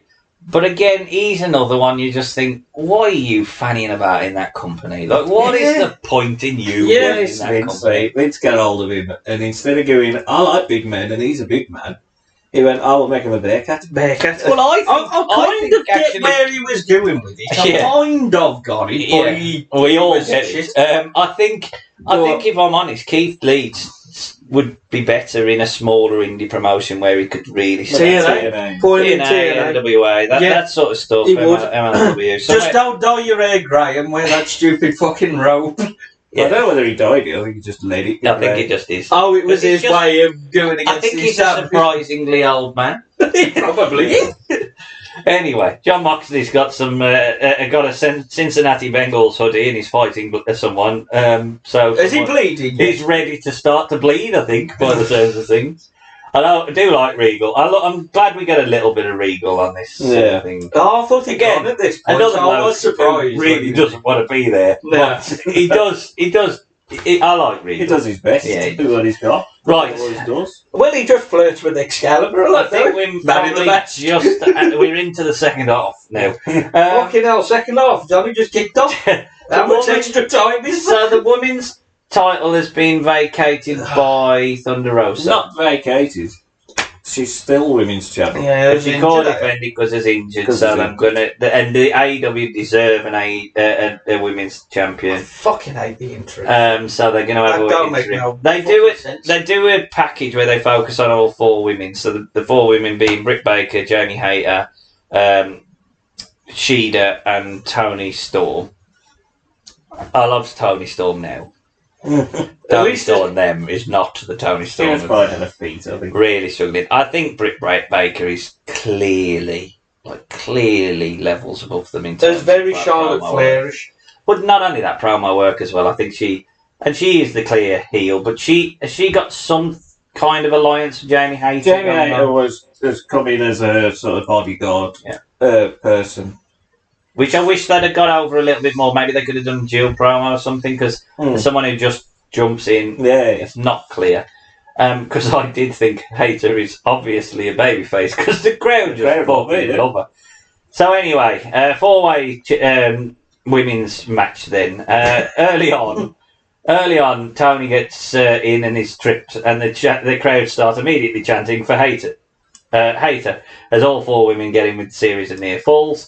Hayter stumbles and nearly breaks Shida's leg, which is a horrible spot to see. We see double submission holds. Britt kicks down Tony. Hayter gets some momentum with a double suplex, a clothesline onto Storm and Shida. Storm avoided a Hayter attack, leading to Storm hitting a dive onto Hayter on the floor. Baker hits a sling blade on Storm on the floor, followed by Shida hitting a drop kick on Baker. Storm and Shida reset the match, with Storm getting a shoulder takedown. Shida did a kip up, which leading to her own shoulder knockdown. They exchanged some very weak forearms. I don't mind strong style, but you've got to do it right. Yeah, you don't can't muck about with it. Yeah, If they're going to eat them, then eat them. eat them, yeah. It's like the big family thing with barbed wire. If you're going to use barbed wire, then you've got to use it. Yeah, don't If give you it. don't, Yeah. then it's just going to look stupid. Yeah, don't do it at all. Rebel went into the ring because there's no DQs, and course. Storm and Shida headbutted Rebel down, which is very random. Baker threw Shida to the outside, then sent Storm into the turnbuckle and stomped on Storm for a bit. Hayter picked up Shida, walked her up the ramp, and put Shida on the ramp to allow Baker to hit the stomp The only problem with this is it's so clear that she'd have put her hands down that it doesn't look effective enough for her to be injured. But it's an injury spot. The doctors are going to check her in the back. I don't really get that either. Well, I think it's trying to put over and remind everyone that there is the jeopardy of Baker and Hayter working together. But I don't think that it needed that particularly. And it's not long enough, really. She rallies, and I think the efforts are to try and put Tony Storm over as the sympathetic babyface, but I don't think anyone wants her to win. Baker and Hayter hit a double suplex on Storm. Sheila runs out with 2 kendo sticks because it's now DQ. With the sticks. Yeah, she attacks Baker and Hayter with the sticks, punches them repeatedly, and hits a drop kick. Sheila then suplexes Baker onto Hayter in the corner, and hits an impressive suplex from the apron for a 2. I think it's from it takes Hayter, I think, from the apron in, doesn't she? Yeah. It's the Cesaro suplex. 2, yeah. Hayter with a chop, Shida with a kick to the head, Baker with a super kick. Storm kicked Baker and Hayter. Storm kicks Baker and then hits Hayter with a back breaker. Back Baker. There's a lot of Baker and Hayter pin Shida at the same time, which counts. Ooh, and I think JL goes, well, what would have happened then? 2 interim. Would have had to have had another interim for the interim. Interim. Confusing.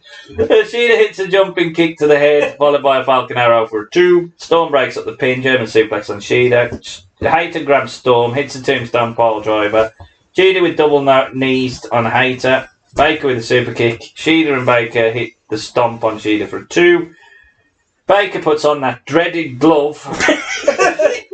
Baker stares at the hard camera. my glove! And that is what I have said. Britt Baker stares at the hard camera better than anyone on this roster. Whenever there is a hard cam, she is looking at it. Looking menacingly.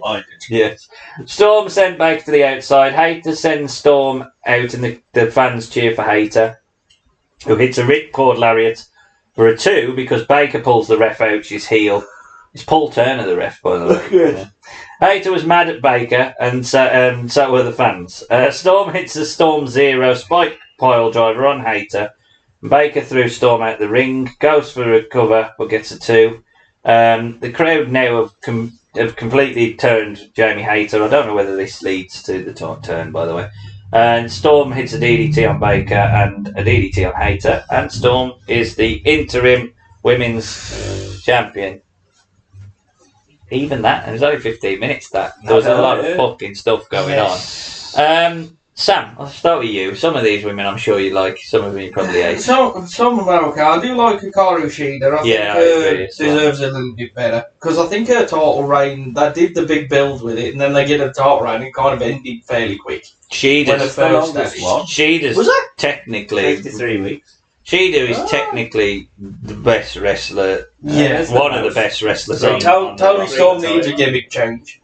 Yeah, massively. Thank God. Britt Baker's got the Charlotte Flair about her, where it's just like, oh, for fuck's sake, her again. Well, I don't know about Jamie now more than then. Yeah. Now more than then, but even then, it's like, and Jamie Hayter's British. And she stinks of it in the promos. I like the fact that she doesn't hide the fact that she's British in the promos. There's a lot of Brits on this. I don't like you. Even then, if she'd have done that, she'd have gone over me. But even then, I just thought she's just sort of there. I know the name, but it's just like I'm not quite sure it helps the division. I don't quite understand how. Again, I'm not saying that everything needs to always make perfect sense, but are these the top 4 women when we're constantly told we've seen Jade Cargill who's been set up as a monster? Don't quite understand where the title falls within it. Don't like interim titles anyway. There's absolutely no need for it. This feels like like you could have had, say, 2 more and make this the casino ladder match, but have the belt hanging up, but say you can't grab it until all 6 have come in. Possibly, yeah, because, maybe. I think that makes sense. Yeah, possibly. I think the story, though, throughout is that Britt Baker and Jamie Hayter's the sort of Mizdow kind of thing where... I know it's not the same thing, but, like, the crowd want her to turn on Britt Baker. And so, to me, Baker, either that has to happen, or or Britt Baker just wins. And it's not going to hurt anyone if Britt Baker wins an interim title, because if you don't want to lumber Baker with the championship, just have her lose when Thunder Rosa is back.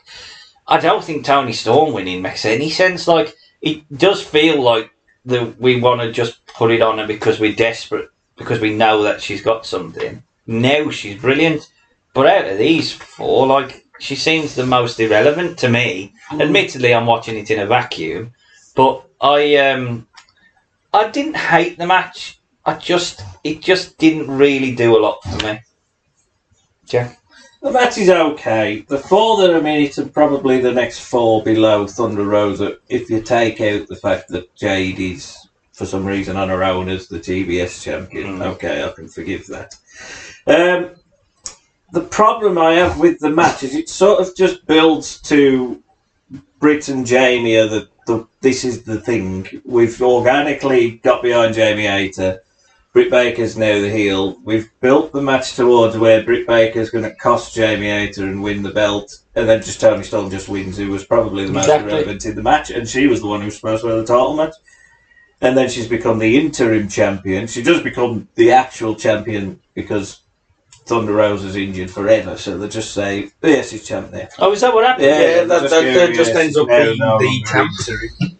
And the interim belt is bollocks. This is It's just them trying to be different. Boxing, ain't it? That's what sometimes happens in boxing. But it's like no one needs. Sometimes you do. I got to reinvent the wheel. We've been doing wrestling for years. All these fans that have died in the wall WWE, died in the wall AEW, died in the wall TNA, whatever you have, they all agree that interim belts some shit. Yeah, none of them like it. No one with any mask on of I am this would agree that interim belts are any good because they're cack. Yeah, but the match is okay. It's still a bit too long, of course. Every match is.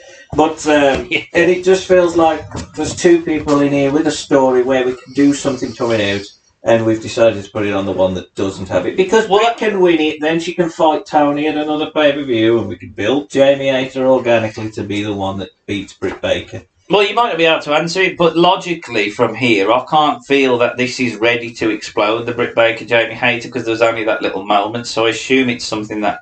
It don't happen for a while. How many of these stories have they got going on at the minute? The fucking Keith, it is that. Well, it's like everybody needs to turn on each other. Yeah, we've got Paige who's hit the Dark Order, which feels like either Dark Order are going to get fed up of him, or he's going to join the Elite. Yeah, you've had exactly the same with the Swerve thing. Yeah, you have a turn in the next match. We have a turn in the next in the next fight. Who's already turned back.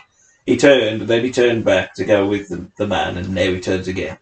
Oh, he had already turned on him. I didn't realise that. That's shit. Yes. That's shit. I know. I thought that at the time. That's really shit. So, we get a commercial, because Full Gear's coming up. Great. Take that, man. And then we get a recap of the first 2.5 hours of this show. Thank you. A video was aired to set up Christian Cage's match with Jungle Boy. This is a very personal rivalry because his father's dead. You're dead. You're dead. I do love this. Christian Cage worked everyone. Absolute bastard. You're so good. He knows what he's doing. Someone needs to have a word with MJF, and it's not. I don't think it's completely MJF's fault, but the turn at the end. Compared to Christian Cage, Christian knows how to be a heel. Yes. Yeah, he is a heel. So much so that when he walks out, he gets into the face of Jungle Boy's mum and sister who are sitting at ringside and gets a big old slap. He's got a big brace on his right arm, so I think he must have had an injury, which might have been part of the reason for all this. Because it was going to be pulled, but they just did this angle. I think this is why they turn, and then he turns again. Oh, okay, because I think, that's the only logical thing to do. The only thing we can do is give him a bloke who can sort of work while he's injured. But what? Just fill me in. Why did Luchasaurus initially turn on? Luchasaurus initially turned on. Christian was with Jack Perry and Luchasaurus.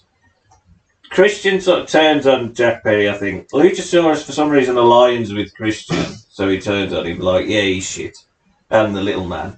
Marco Stunt. And then he gone yet? He just like a couple of weeks later, he decides, actually, I am with Jack Perry. I don't like you, Christian. You're a naughty man with Jurassic Express. Yeah. Jungle's So at this point, he's turned back, and he's because that's why when Jack Perry comes out, he looks behind as if to say, "Where's my big dinosaur?" Yeah.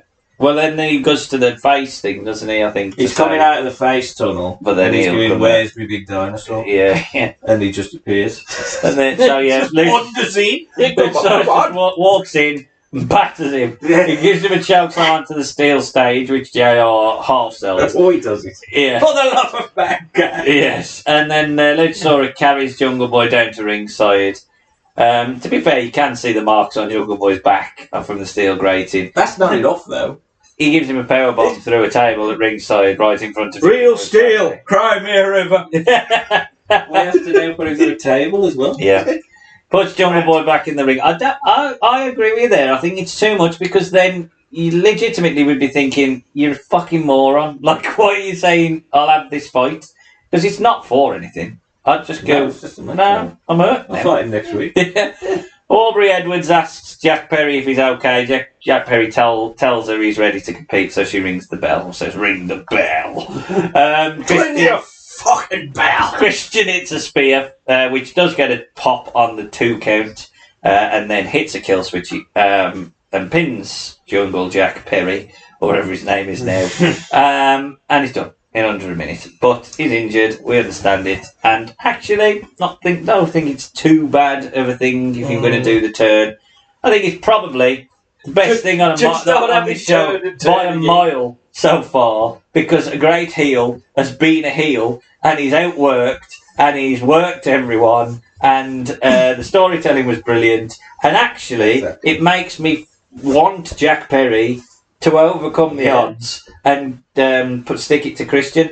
Thank God for Christian fucking Cage, because I'm telling you, if he'd have chose WWF, or WWE, well, if he'd have chose WWF, he'd have gone back in time. If he'd have chose WWE over AEW when he had those contracts, they would be a lot worse off for it. It is a brilliant storyline.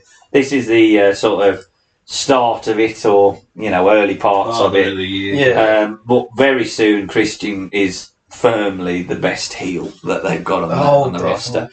How can they not have done MJF and Christian? Because MJF turned sort of babyface to cover Punk, didn't he, for a while? They turned face with Adam Cole, but that's when it turned sort face. Because soon he's doing the double one when he fights fucking Jay White. Jay White versus MJF is the worst main event I've ever heard in my life. But anyway, Sam, thoughts on this? I mean, it was a story at least.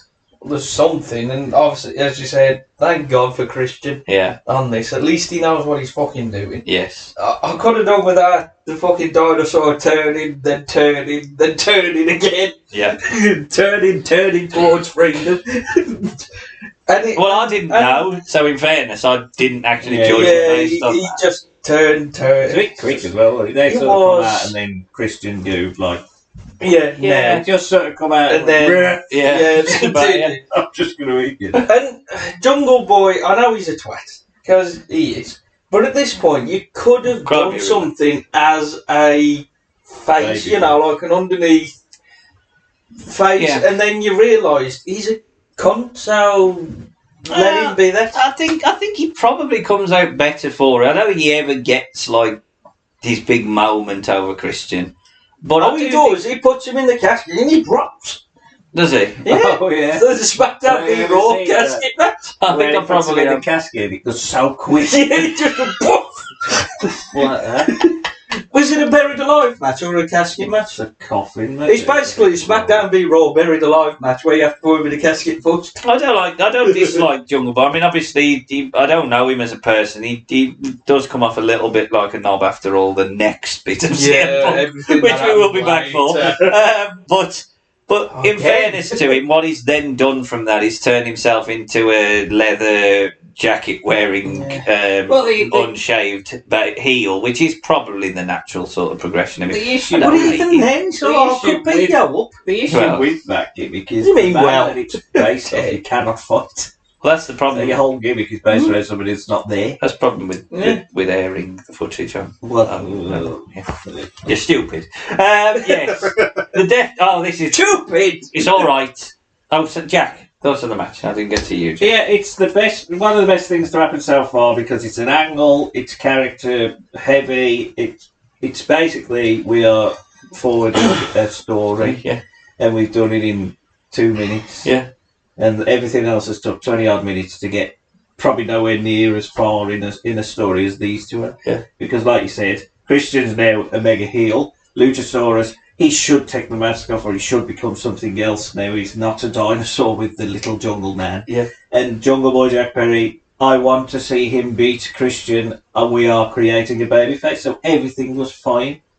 People But like it took 2 wrestling minutes. because of storylines Exactly. more so than in. I mean, not There's people who not do, saying and that's fine. And if you want to be that niche product, Yeah. that is fine. But you are you're niche. Yeah, don't say You you're are not. niche. You are niche. You're not competing with. You look at the recent Disney. SummerSlam, and that SummerSlam was basically everything was moving storyline Yeah. on. Some of the matches was fine, some of the matches was bleh, Yeah. but it doesn't matter because you're moving the storyline on. Exactly. And I think this is the first time where I've thought, right, I know where we're going now. Yeah. Whereas a lot of this, it's like, okay, Why are we doing? why are we story even of here in the Keith first Lee and place? Billy? Exactly. Death Triangle and the best friends My are word. being interviewed backstage by Alex Marvez. My word. Oh, Puck's brilliant in this. Just fucking pissed off at Turbidge. What a But fucking it's the drama. fact that he asked Ray Phoenix, because he brings up like, oh, you had a bad night so He far. did, that's Ray finished. He asked the Yeah. fucking No, he man, asked Ray Phoenix. Oh, he asked And Ray. Ray can't speak English, so he Ray just... sort of goes out like Forget that. And then Alex Abrahantes goes, Ray Phoenix says, and they go, nah, fuck off. Fuck all, you gorgeous say the spiel. Penta walks off, which leaves Park, and he just, oh, fuck off as well, then, I think. I'm the English speaker, speak to me. And then the best friends do and Danhausen. Danhausen's do there. Yeah. Danhausen's He was the flavour of the month for a bit. He He borrowed was. Danhausen. It's a good job Danhausen was there because Punk wouldn't have had any boots, would he? It's just like That's true, yeah. I do like Danhausen, I will say that. I do like him. So. He's another one though. He Maybe is very... maybe it's okay that he exists in AEW, but I don't quite understand. He's such a like Hang on, the he's having a muffin. He's got to have a good... It's good on the indies because it's such a big. It's a He is character an and indie you see it geek, like yeah. that. But then when you see it every week and everything, it's like it's just Yeah. a level. Eh? Yeah, And that's it is. fine. I like that. But Yeah. it's just a ha comedy. And they character thing, really yeah. rushed the Christian being on Luchasaurus' shoulders to get to that. Yeah, Like, and that was nothing. abysmal. Absolutely abysmal. And that's No, I it, like and that's that. basically saying, watch Dynamite, Yeah. because this match is happening. And it happens to be for the trio titles because something happens after Yeah. that. Oh, is that what that That's happens? for the trio titles. But don't put in Hangman and the Dark Order. No, and there's no interim. Is this where best friends win it then, or is it? No, I think Death it's Triangle winning? Death Triangle win this. Video. Ray says, no, fuck off. Ray said nothing, okay? Ray should have got that. This is the only English I know. Oh, fuck off. Oh dear me. Anyway, a here's video aired setting up Jericho and Bryan Danielson for their match. It is a good package because they talk about the history of these two, and I think they're getting over. Danielson's come in; he's the wrestler now. He is our wrestler.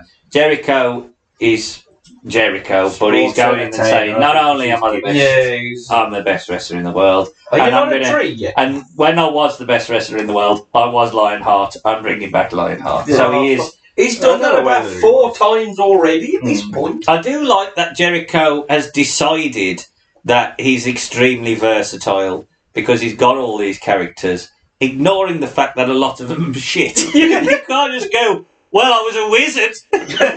the Painmaker. Yeah, The black of it there. Yeah, I like the fact he That reinvented was himself. okay. That No, was no. okay. But That one was I think okay. The wizard was shit. Sometimes it's He's just Groot now. That's Well, his point. Groot. He just Let's saying cut him that- out and then count the rings. This is what I'm saying, though. It's like you can give him credit for reinventing himself, but you've also got to appreciate that some reinventions are shit. Like, we've done this with Undertaker. Like, when he became Bugger Red, he was shit. Like, there's no... We watched 2001. We know what Taker was You're like. currently a tree. Exactly.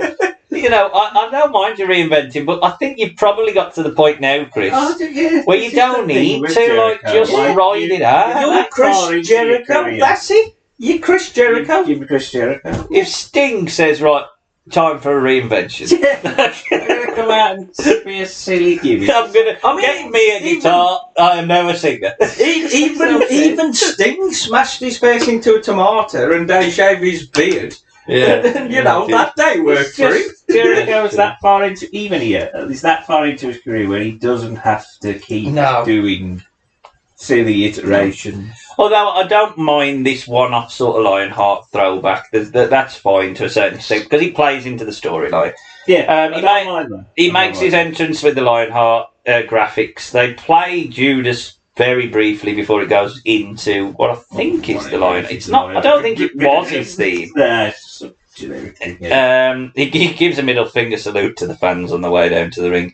Bryan Danielson is up next. Elliot Taylor will be performing about this bloody the theme for Daniel Bryan. He's a friend of Daniel Bryan, apparently. Oh, why did they have even come out there? Because it just devalues it a bit after. Oh, When completely he come agree. out, it's like he looks. It's this MJ Machine Gun Kelly looking man with his top off. It's the most WWE thing they did.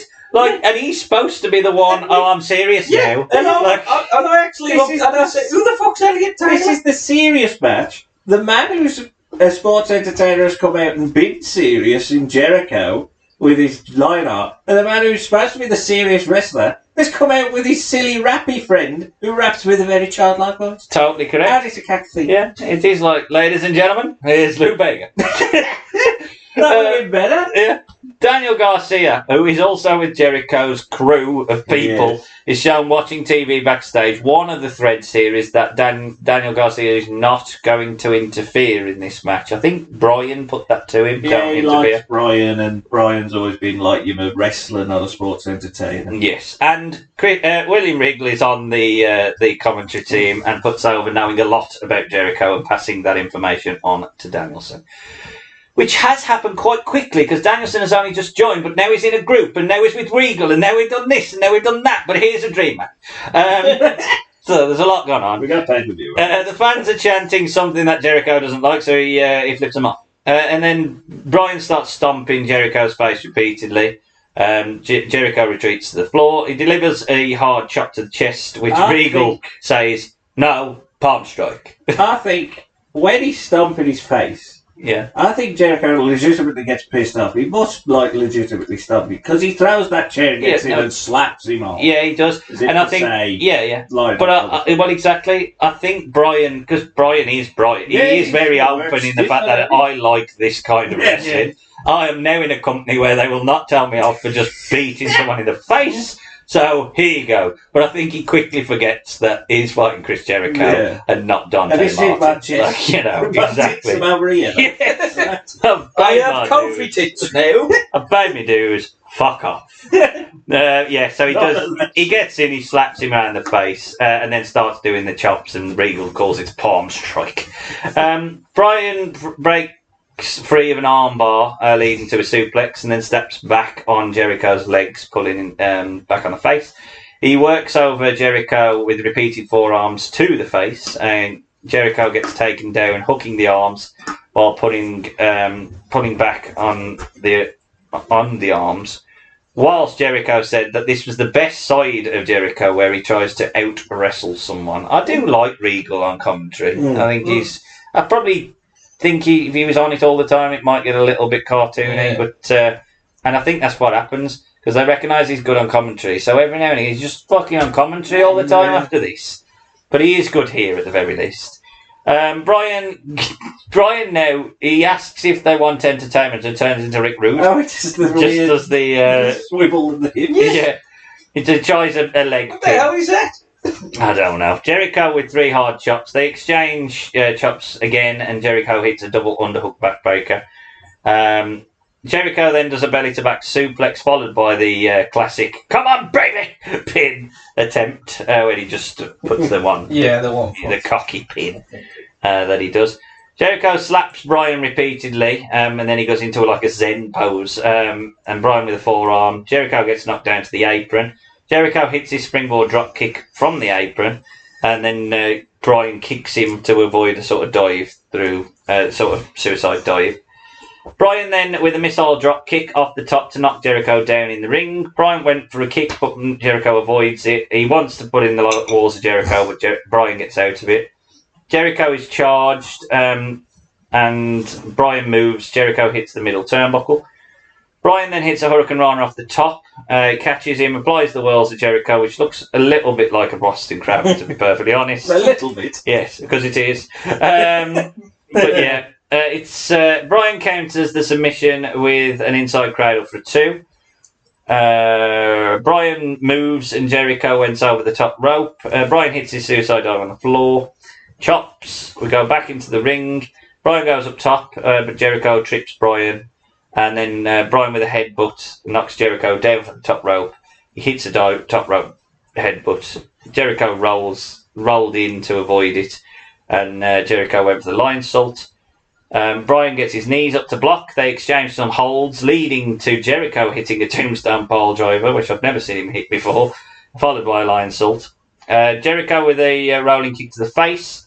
He wants to hit Judas Effect, but he avoids Brian avoids with a strike and a hard kick to the head. This is where Brian now is just says, "I'm going to kick his fucking head in," which is good. Brian stomps on Jericho's head, pulling on the arms. He applies the label lock. Jericho's too close to the ropes. Brian flips over the label lock, and the label lock is locked in again. Brian then pulls Jericho back to flip him over, but Jericho counters with an elbow to the head. He applies the walls of Jericho. Have I done this? Oh, which again is like a Boston Crab. That's why I put it. I actually put it. So Brian was easily kicks out of it. Strangle sleeper, elbows to the head. Managed to send Brian into the ropes, leading to a catapult into the bottom rope. Brian then runs the ropes. Jericho hits a code breaker for a 2. And you know what? I'm not going to criticise this match too much, but like the crowd don't buy that that's a near fall. Because like they know it's going to go for another 15 minutes. They don't even fucking react. Jericho applies a lion tamer submission. This time putting his knee on the head of Brian. He's able to get to the bottom rope to break it. Jericho punches Brian repeatedly, telling him to stay down. He hits a German suplex across the ring. Brian flips over, lands on his knee, and then hits his. Now it's his running, shining kick thing, whatever he does. But they call it the Busaiko knee. The fuck's that? That's just a running knee. Running knee. Brilliant. Just call it that. Brian applies cattle mutilation. Brilliant submission name. Jericho rolls out of it. He delivers elbow smashes to the head. Applies it again. Jericho manages to reach the ropes. Brian just starts kicking him repeatedly.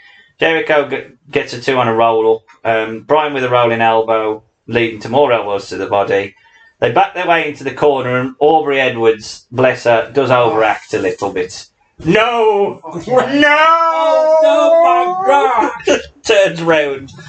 This allows Jericho to hit a low blow, hit the Judas Effect, and it's not the crispest Judas Effect, if I'm honest with you, to get the pinfall win in 77 minutes. Jack. 29. It was 29, yes. Jack. I enjoyed it. It was 29 minutes, but I did enjoy it. And I thought they paced it quite well. Yeah. It was 29, but it felt shorter than some of the other matches I've seen. Because definitely some of them. They keep you entertained. They keep the pace nice. They ebb and flow.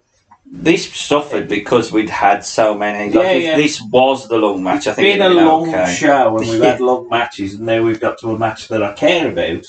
But you're tired because you've seen long matches that you don't care about. Yes. So, and plus we've had that little weedy man singing, which is annoying. But yeah, I enjoyed it. I thought it was good. I thought that they worked well together. I thought it was paced well. I thought it was all about being the best wrestler. Yeah. And then the sports entertainer man at low blows to win. So we've got an out for Brian. We've got another match set up if we want it. I don't know whether it ever happens. I don't think it I has. think it just Yeah, leads to Daniel Garcia for some reason. Probably What? won't happen after next weekend anyway, because he probably won't be able to. No, we won't be there. But it does feel a bit strange that they're never following up, but it is a very, very good match, I think, and probably one of, if not the best match so far that we've had. Between two characters that are strong, between two people who know how to pace a match, and between two people who understand psychology. I'd agree with that. Well, some of it. I think it's a little bit overrated, only on the basis that I think the crowd are a little bit tired. The match goes a little bit long. It does lack those sort of big, sort of false finishes, which you could probably argue suits the style of match that we're doing. But because it's a 29 minutes match with no false finishes, there is elements of it going, well, okay, maybe we could have restructured that better. But that said, it's still so much better than at least 90% of the rest of this card, because it's two workers that know how to work. I like the story of Daniel Bryan and Jericho trying to out-wrestle each other. I like the fact that Bryan, by the end of it, is just kicking him and just battering him. You know, the fact that he's already proven it. I think it's probably a shame, given the finish, that they didn't readdress it. I'm not quite sure why they didn't. And then immediately it feels like we've now, maybe they're pulling it back, but they immediately go to, well, you know, he's disappointed in you. Danny Garcia's disappointed in you cheating, and we build into that feud.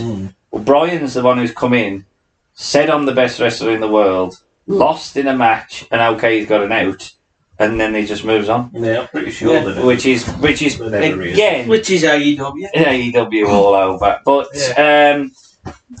but it's still probably a miles better than at least 90% of the rest of the stuff on this card. Sam? It is the best match so far on this card, with two people who actually understand what they're doing. Yeah. But even then, it was too long again. Which this is the problem with this company.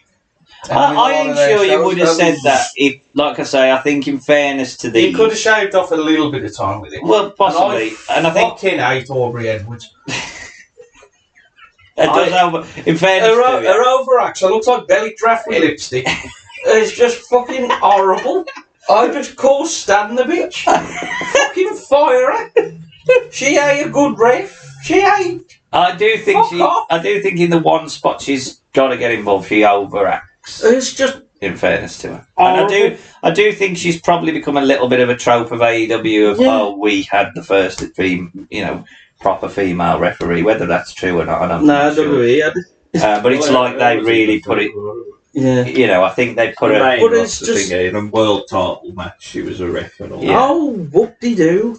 No, I agree with you. Well, there ain't a lot of first she can do, and they But- just But still, it's just fucking overacts. There's always They're like definitely there. overact. There's there, so get out me face, bitch. You know, I'm trying to watch the wrestling here. Yeah, You're my ref. It does. I don't like women. I You do. fucking hate her. You do it. Fucking belly draft lipstick. Piss off. Anyway, carry on. So, a video aired about the House of Black facing Sting, Darby Allin, and oh, here's Miro. Have we not done this before? Where we just found a I've never place. seen you somewhere Here they before. come. So they do a pretty good sort of standard creepy biblical nonsense throughout, but it's wrestling. It's the sort of this is the weirdness match, isn't it? Yeah. I love the entrance to the House of Black. I think it's extremely well done. The lights go down, they move Then them on positions, the poses, the the ropes and everything. silhouettes. Extremely clever stylization. The sad thing for them is it's an House of Black match, so you know they're going to lose. They never win. They never win it. And if they do, it's pointless matches that they win. I'm not going to ask this to Sam because I know what he will say, but did this match need Miro? No, obviously not.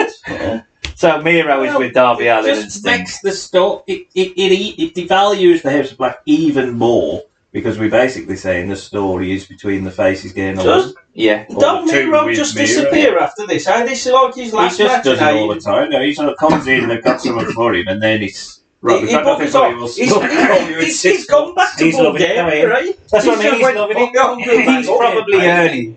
He's probably earning on the higher end of this roster because he was Miro. They got him from WWE. Didn't give a shit. I'm sorry. You know what? Fair play to him. Yeah, I don't blame him. I'd do it. So Miro starts with Alistair Black, and he starts with real, true aggression, which makes you feel like he cares. Like I don't quite. It feels like this is personal to him, but I didn't get that. So maybe that is it. I'm not sure the Redeemer. I don't quite understand the Redeemer element. That makes is he Christ then? Is that No, he sort of feuds with God. He sort of wins. That's his promo. That's God. God. You know, you betrayed me and everything. Oh, like that, okay. I'm going to kill God or something like that. I'm going to kill it? He had the belt and it was for God, and then he lost the Bulgaria. TNT title, and now it's God hates me. And my wife who's not here yet, but then she turns up, so then she's never there. But But then she turns on him and goes with another man. Well- Because that's what always happened. Yeah, well- And then it happened in real life, didn't it? So, yeah. oh, and that ends the ballad of Miro. Miro.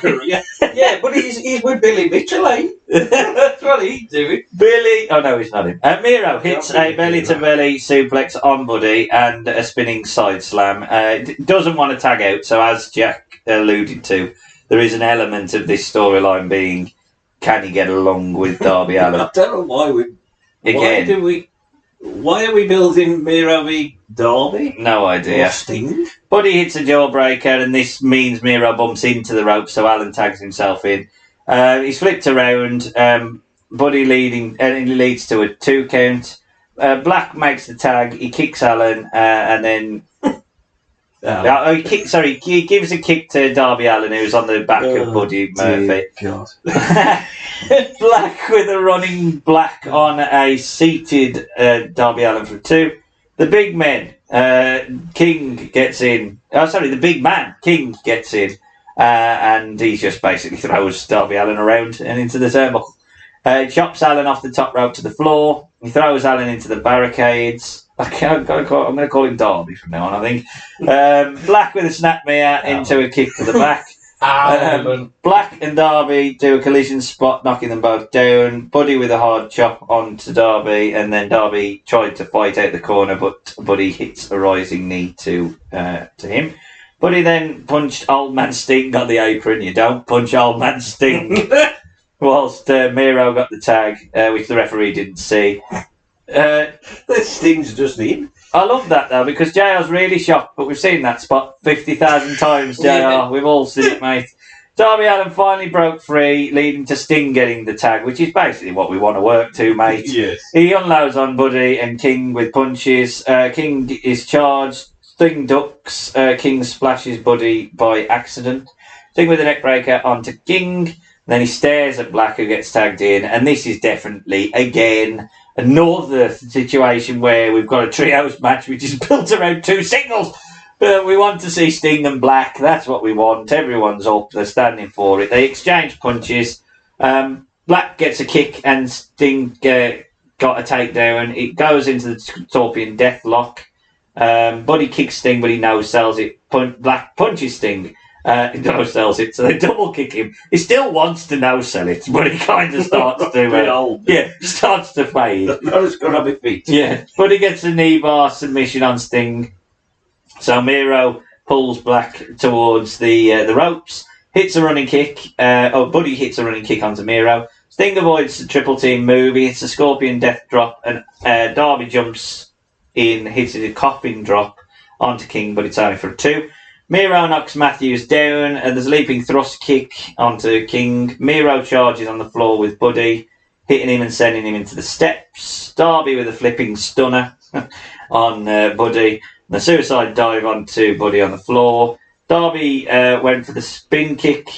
Malachi Black goes for his spin kick onto Sting, but Sting spits black mist. Well, we don't really see it. Yeah, it's a very good mist. Yeah. We just told it was. Is he just had a blackjack in his pocket? It's all very good. Sting just spits a little bit into Black's face. One of the things, again, I suppose, there's so much to fucking tell. That is a story as well, isn't it? That he's done the He's poison been mist. doing the mist on people, and he did it to Sting. And Which is why he's a little bit this paint in it. Yeah, that's which is what it does. It turns you heel. your paint. Oh, it turns you heel. Did it with Julia Hart, didn't it? Yeah, it turns you heel. You slowly erode away. Okay. For some reason. Sting, But don't worry. just get Sting the power of the mist. Yeah, but in the end, you will win anyway. And Darby Allin does the Last Supper leg tie-up pin. The Last Supper, which is just a pin. Yeah, really. And wins. That's the win. And that's it. We vanquished the House of Black. We will never see those evil bastards again until we need someone else to beat them. It was pretty fun. Not sure why Miro needed to be in it because he didn't even get the win. I don't quite like these. You could have had this Sting and Darby versus the House of Black in some form and still got whoever the other person was outside involved in some fashion. Obviously, if they was feuding with Miro, then fair enough. But this is the third. Well, exactly. This is the third trios match. And I'm not like snobby to wrestling. Like, I appreciate trios has got a more importance in Mexico. These AEW try and embrace a wider. But I'm not sure any US fan wants to see a card made up of with 3 trios just because we want to get so many people on the card. But Sting and Darby Allin was the right winners. And it is sad that the House of Black just can never win. And the Mist as well didn't look very good. So, other than that, it was alright. Jack? Yeah, the match is okay, for what they do, but story-wise, I think it would have been better if the House of Black won. Purely because they are a trio, so they need to win at some point. They need to beat somebody. Especially if you're now putting over that as a division. And if you're doing the dissension of Miro and Darby and Sting, if that's what you... I don't know. I mean, Miro just goes, obviously, that's what he does. But if they'd have spun it out to where Miro's eventually going to fight Darby, you can have the dissension, which leads to the House of Black winning. Sting can go, oh, actually, my eyes are itching because he's spat the mist, so I'm turning heel or whatever. At least play up to that. Yeah. Because it never really gets played up, but he just gets in and batters everyone and then spits the mist. Well, we think he spits the mist, but we don't know. It's fun and it's fine, and okay, the baby faces win, everybody goes home happy. Well, not everyone, obviously, but it just felt a bit like we've got a really good, cool, different-looking trio, and we insist on just shitting on them every time they're in a big match. I think, mate, I don't know whether it was more whether they actually planned it, but I think they're factoring in that Sting's never lost the match, so maybe there is an element to take to it. the pin out of it. Well, I don't think anyone would give a shit. Why don't you fight Jack? I didn't know he hadn't lost the match until somebody said in his last match he's never lost the match. Yeah, exactly. I never really took notice of that. Yeah, I get the fact that he's very, very much the sort of Clint Eastwood of this company. Yeah, He I've got comes in, problems. he You don't outsells. Yeah, don't It let could him be lose. Miro going, F this, I'm going to beat Darby, But and then they beat Darby. I just think you're exactly right. I mean, they are one of the things from this show should be the launch of the trios division. Whether you like trios or not, it's about we've got a lot of trios. Yeah. They are all different. It's going to be great. This is, but I think they failed to do that here in terms of it. Yeah. And also, like even with I suppose it's less so with the Motor City Machine Guns because it isn't. But there's another trios that isn't trio. Yeah, the other trios that you feel like are trios going forward have both lost to trios that are just made up of Yeah, a tag team and another guy. yeah. Well done, So AEW. the division. Sam, the champion. I mean, there is too many trios matches at this point with them. Why was Miro there, to be honest? And as you say, if you aren't going to do that, have the story with Darby. yeah, That's what you need to do. And maybe even if you want...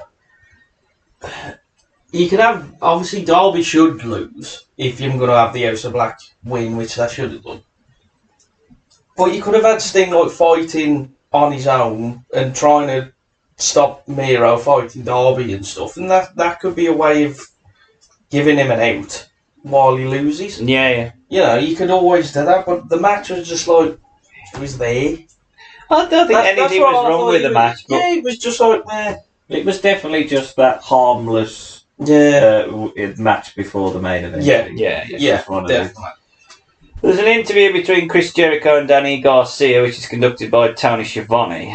Jericho says that Garcia let him down by not celebrating with Jericho. Jericho's told Garcia he's got that monumental moment in his career where he will compete for the ROH Pure title against Wheeler Yuta. I would have said, "Yeah, I'm all right." You're taking the piss. You're what, mate? Who the fuck gives a shit about that? Yeah, but Garcia will have to do it without him, and Garcia didn't seem to like that. But he basically told him, "Well, you made your choice." That promise fucking awful. Yeah, very good. He Well, does he's win, awful. by the way, Garcia. He just wins. Yeah. So, thanks for that. Fab. I'm pretty Great. sure he just wins the belt. Main event time: John Moxley and CM Punk. So the package does a nice build-up. Punk got injured after and lost really quickly to. He got injured legitimately when he did the box. When he wore the box shot, he flipped into the ring, which is what that reference later on. Yeah. The box and everything. I thought it's And when he then dived he into the back. crowd and smacked his foot off the Nah. guardrail. Then he comes back, and he's not injured, but they play the story that his foot's still injured, so he loses pretty quick to Moxley who was interim champ, Yes. and Punk was champ. So it's unifying those bits. But that's what this match was advertised as initially, Warriors, the unification. Yeah, but they did it on Dynamite. And it was like, what, 3 minutes? And Something then- Yeah, but that was quite good because It's Rocky. the story of It's Rocky. Mm. That's what it the is. bad foot. It's Rocky. He got a bad foot. It's very rocky. I agree with you there. CM Punk gets a huge ovation because he's from Chicago and everyone loves CM Punk. They basically chant all the way through it, full of energy, ready for his big match. Moxley, really cool. He's up next. He's the villain in this piece, and he doesn't give a shit. He's still walking through the crowd to Wild Thing, Yeah. carrying his world title on his left shoulder. He's joined by William Regal, who I don't think goes to ringside, does he? No, he sort of just walks into the thing and goes, "Go on, you go now." Yeah. Carry on. I've done my bit. Going on. He gives the middle finger to a fan in a CM Punk shirt. Justin Roberts does the championship introductions. There is a loud CM Punk chant. CM Punk is 20-2 in his AEW career. The fans boo Moxley, though they were just singing Wild Thing, but anyway, they now hate it. Moxley is 57-4-1 in AEW singles matches. Is that a draw? He's had a draw. Did he draw? He got 1 point. Point. Well done, Moxley. Settle for a draw. So, Moxley greeted Punk with middle fingers as the match starts. Punk with knee lifts followed by chops. And when Moxley punched Punk, the fans start a booing. Punk hits a left kick to the... Why have I put left? Or is that relevant? Doesn't matter. Punk, right one. Punk hits a kick to the head. With his foot. That was why, because it was formerly his injured foot, Yeah. which I think is a small... I don't know whether they reference it, yeah. Punk with 2 knee strikes, short arm lariat followed by elbows to the chest. He then hits the GTS for a 2 count. I think that's quite good because I think they think, oh, maybe this is he's going to get his quick win now. Yeah. Start brawling in the crowd for a bit. The referee just joins them. Punk whips Moxley into the steel steps. Moxley recovers, sending him into the post, but Punk now does his blade job, which really works even better for where we're going later on. It makes everything better. Moxley is a proper knacker, so he licks the blood of Punk because he's disgusting. What an horrible piece of shit you are. I mean, you're a lovely guy. No, you're not. You're a horrible guy. Yeah. But I do like He's you. a proper. You are. At least you own the fact that you're a dirty bastard. He's such a CZW man. Yeah, he's just too good for it. That's the problem. I wish I was shitter, but I love it. I just love it. I love battering things. Moxley sends Punk into the steel steps, followed by a kick to the head. He's a complete bloody mess at ringside. Punk with a hard slap to the face, but Moxley with a boot to the face, and it delivers some elbows and a headbutt. Lots more blood. Moxley works over Punk with chops, then a forearm to the head. Punk comes back, hitting the knee strike.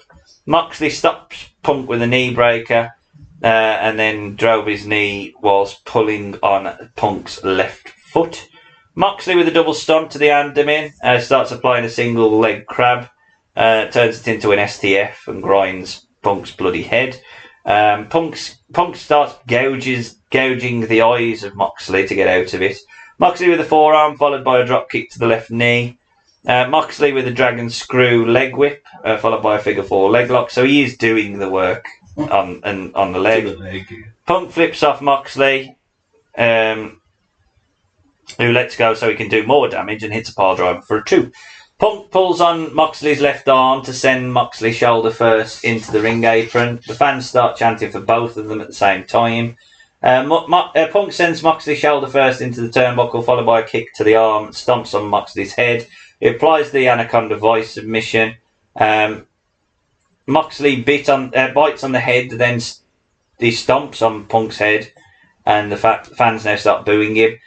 Punk then jumps to with a side kick followed by a body slam. He goes to the top rope. He jumps off, hits an elbow smash. That is missed. Why are these matches so long, man? Moxley caught Punk with a rear naked chokehold. Transitions into a bulldog. His previously left leg with the ankle lock submission, but Punk gets to the ropes. Moxley delivers a German suplex and does a middle finger salute to everyone. Punk with a kick to the head. Moxley bounces off the rope and hits his lariat.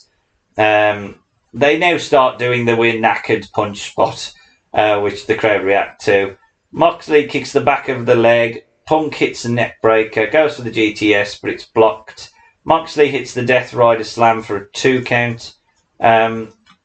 Moxley with a hammer of elbows, followed by a bulldog choke.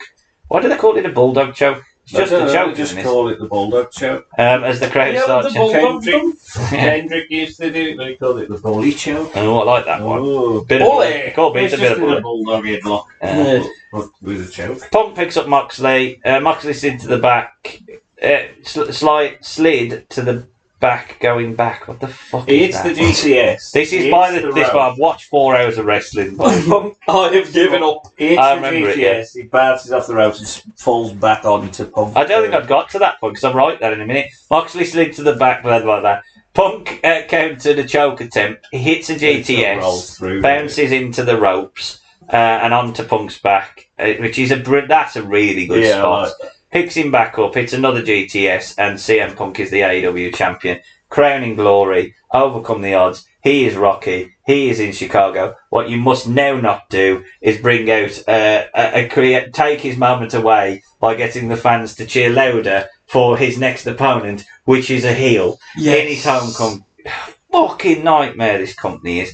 So then we see. I'm going to wrap it all up before we ask the thoughts. We hear the audio tape. Not sure why we need to do that. Exactly. Of Tony Khan giving a message saying you can show up, you are the Joker. We see the Joker from before. Everyone knows it's MJF. We then cut to a CM Punk promo about how the devil biggest trick. Devil, Paul was making you believe that they exist. The devil turns his back to camera. Takes his mask off. Doesn't look at camera, but we obviously now know it's MJF because we can see his head. Puts the scarf on, black, and I thought, brilliant. Just end it there. Yeah. You've told everyone it's MJF. Don't bring him out to get fucking cheered, so he has to then flip the crowd off. But he's not cutting a promo, so they're all just now cheering for the heel who stole the moment from CM Punk. Like, what the shit? And then and even then, like, they still go to the commentary to go, what'll happen next? I don't know whether it shouldn't be. This company! He sort of does the thing to stop the music.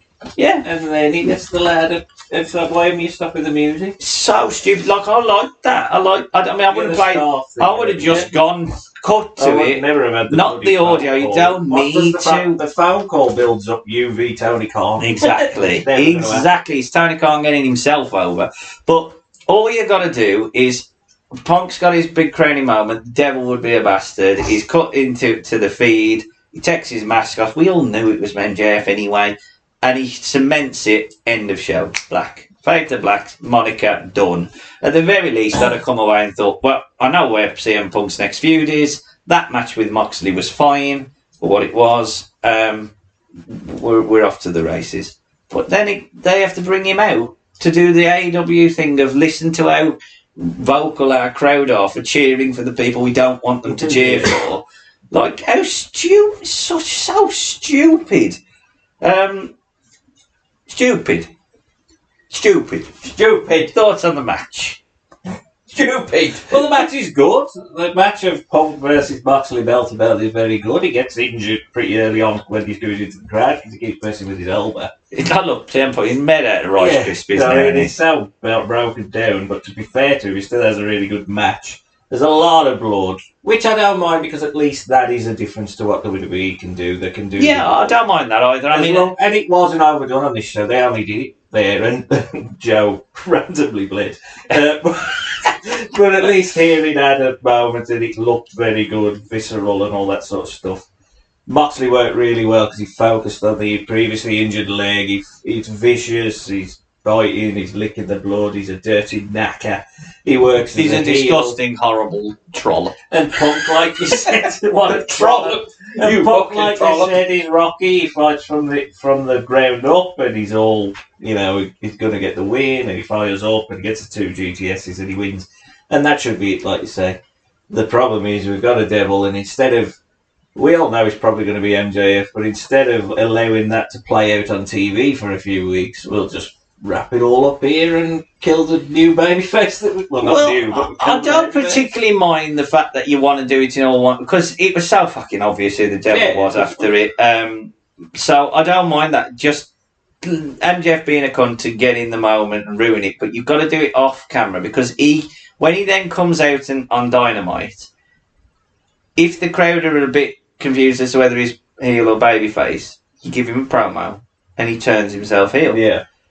There's no way for him to turn himself heel here. He's doing the return. It would be like Roman Reigns coming out at SummerSlam, getting all that cheering, and then doing nothing about it, and then being a heel. Just play a heel. Yeah, and then I'm a heel again now. Like, it just doesn't make any sense to me. The match, I thought it was a really good, solid match as well. I thought Punk worked it well, considering he was injured. Yeah. And this company needs to move away from Moxley being your world champion, because he wants to have them kind of matches. That's not going to happen. Well, now the next champion. Yeah. Oh God. He's supposed to go on holiday after this. I know, poor Moxley. Just let me rest. I need to rest every now and then. Yes, I need to glue my head. If I ain't doing this, I'm working in a random deathmatch company. But Moxley's a little bit like the Mick Foley of this. No one wants to see Mick Foley doing a fucking chain wrestling style 60-minute match. It's got to be a bit more. Let him fucking bleed and bleed. And I thought they worked it really, really well, in fairness. So I was absolutely happy with the match. Finally, I felt we'd got a storyline thing, and even then I knew what was going to happen. But when you see it play out, it's just crap. Like, it doesn't make you think, I can't wait to see MJF turn heel again on a promo next week on Dynamite. Like, fuck off. Who's it helping? It doesn't help anyone at all. So anything, just really the match was okay. I've got nothing against the match. Obviously, the ending was fucking awful, because why am you building this up now? Yeah. And the build to the actual match, they shouldn't have done the old fucking unification on Dynamite. That to this day, that still baffles me. I think that adds into the story. You could have carried on. It's meant to be your biggest main event. Is this their biggest pay-per-view, apparently? No. Or is it Double or Nothing? I think the problem probably with that is the fact that they do have they act like they have infrequent pay-per-views, don't they? So I suppose to a certain extent, if you're not making them feel massively special, you could argue. You could have the build up there, like saying, I'm the real champ on this. Do promos and shit. Don't then just say, oh, fuck it, we've fucking unified it, so why are we bothering then? Just an excuse for Ace Steel to smack CM Punk in the face on the next Dynamite. Built to this. I thought it was good. You could have done that, but without them unifying the belts on Dynamite, do it here. Maybe. I don't think you need Do it to. here. I think you I do. don't think anybody you gives do. a shit about the belts unifying. Well, no, The problem is no one gives exactly exactly there's too how- fucking No many. one That's the cared about problem. the interim title, so Yeah, just unifying it straight away. Getting it I done. don't think is. I'm going to say it's similar to when Punk come back in WWE and he could have Rush. just fought. Yeah, Fast forward. That was everything. rushed of him coming back. it was rushed of him coming back, but Not so he much daylight combining fight the Cena belts. on like another Raw or something and say, No, here we that's go. a fair point. And then just carry it on. It's the same. That was a sort bigger of thing because Punk left. He wasn't injured. He just left. He with did the leave, belt. but- Here, he was injured. But you could have done the I never lost the belt. That's the thing. Well, And they did. interim Did it belts and on shit Dynamite. anyway. It shouldn't have done that. You could have just had Moxley. He's the world champ. Punk. I think they wanted Moxley to be the champ going in, so he could win the belt back in his own too. Yeah, but don't have the fucking interim belt then. Just strip him of it. Have Moxley as the world champ. Punk Yeah, well, comes back. that's just a different. I never lost the belt, so I'm going to fight you in my hometown in Chicago. We all agree with that. Yeah, Yeah. They'll get hot. We all agree that interim belts are cat. hear that, MK? Yeah. Shit. Everyone, But I didn't every like the wrestling build. fan thinks that. Yeah, horrible. But Um, apart from that, Overall, Apart from that, okay. overall thoughts on the pay per view. Then Sam, I'll get you out of the way because I'm not expecting to hear that this is a. They say my company, They say obviously. I'm not a fan of the company anyway. It's too much. It's like you being force-fed wrestling. There's too many spots. Mhm. There's people that get lost that deserve better. Yep. It's just too much. It's like you're on crack. I think I'll probably put it slightly more eloquent in my summing up, but I do kind of subscribe to the same sort of feelings towards it. I'd say On crack. the pay per view probably has more down moments than up moments, even though they try desperately to keep everything moving forward. There was a few bits I did like. I think it seems like an easy criticism to say it's too long because people would say, well, that's taste, but it's not. It's not as simple as how you taste. use the time. Yeah, I Yeah. do think they misuse time sometimes. And WWE have just done a 4-hour pay per view that flew by. I watched that in one sitting. I could have done notes on that, no problem at all. There was plenty of filler. There was plenty of storyline. Everything felt fine. Got time to breathe. I don't particularly give a shit about the quality of real. I mean, other than it being absolutely dog shit. Don't want it to be Bradshaw and Yeah. Lewinsky and thinking. But funny. most wrestlers that are wrestling in the major promotions now are capable of having a solid enough match for me to not have an issue with it. So the quality of the match is not too much of an issue for me. I think there is quality in this company, without a shadow of a doubt. I like the Trios match for what it was. It was too long. Yeah, the first one. I like Christian's heel work. He did fantastic. I think the ending of the casino thing was terrible. And the ending of the pay-per-view was underwhelming and just weird. And by the end of it, I'd forgotten that they've got Wardlow, Hobbs, Joe, the House of Black, and a few others that, have got quality to move forward. And this is going to sound a little bit like a Sam jab, but for all AEW's claim of new stars and new opportunities, the main two matches were competed by Bryan Danielson, Chris Jericho, John Moxley, and CM Punk. Yeah. Let's not forget that. And I'm not criticising that because WCW was built on Macho Man and Randy and Hulk Hogan for a while. That's sometimes what you got to do. But I think overall, I would say I would more down on the pay-per-view, taking out my bias towards non-long pay-per-views. I'd still feel it was a down pay-per-view because, again, like you say, just use your time more effectively. That's the main. Move the storylines forward. Jack?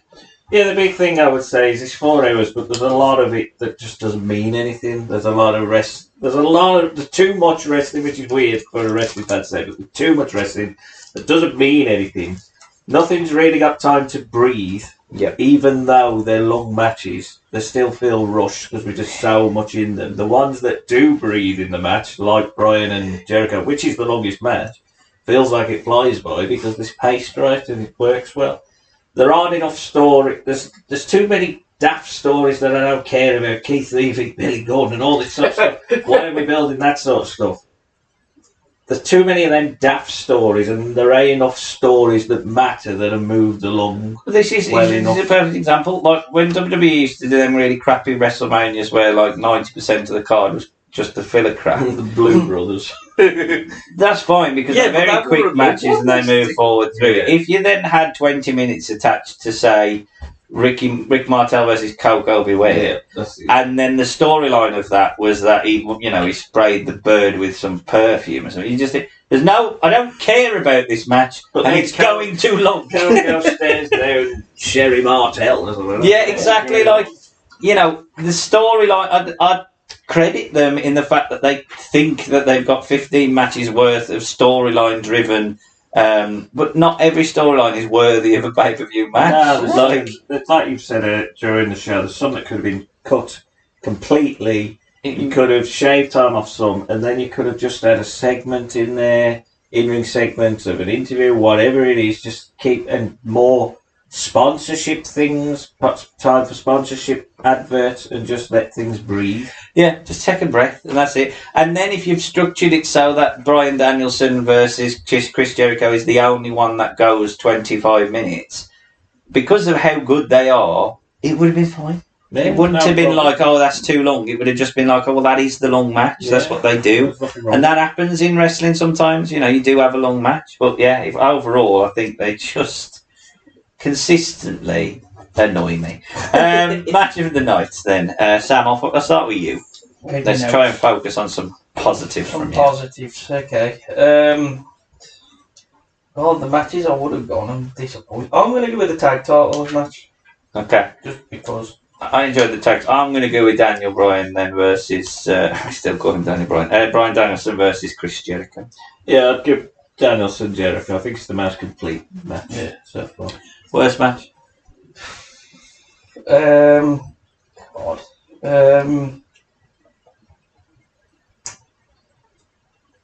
You can't pick all of them. I know. Well, I know. I'm going to go with Hobbs and Starks just because it was more disappointing. I'm going to go with the Casino Ladder match because the finish of that was just appalling. Well, it was bollocks. It's just a segment, basically. Yeah. We've got a... I expected more from the Hobbs and Stark match there.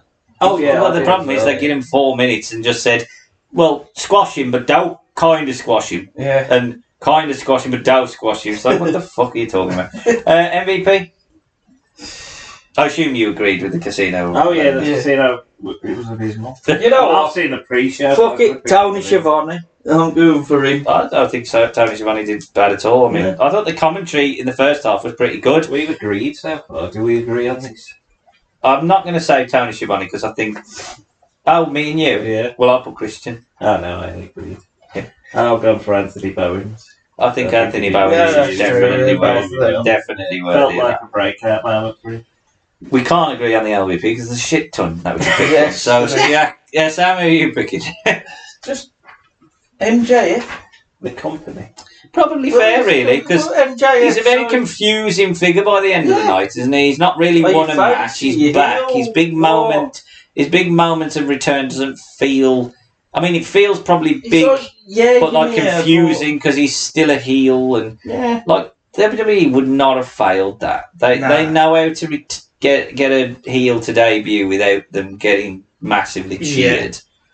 And I think it's a little bit naive to think that you're never going to have MJF's big return under a mask, And at that point, was he still doing the "Have I been fired" bollocks and all that? Yeah, because he already done the squash with Wardlow, hadn't he, and wandered off and done the promo. Fucking Mark. Yeah. I'm gonna say the House of Black in terms of how I feel they should be, but how they end up being presented, and ultimately by the end of it, this could be talked about as the trios pay-per-view. If everything afterwards doesn't happen, you could have argued that this is the big launch of a new division. You've got your biggest star in that division now with Kenny Omega as well and holding a belt, and then you recognise to trio it loses to Miro.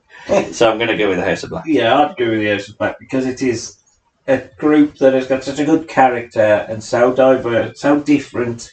You want to watch them, And where are they going now? They've got no direction at all. No. They've just been beat by a team that's not a team. I agree. I don't know where they go.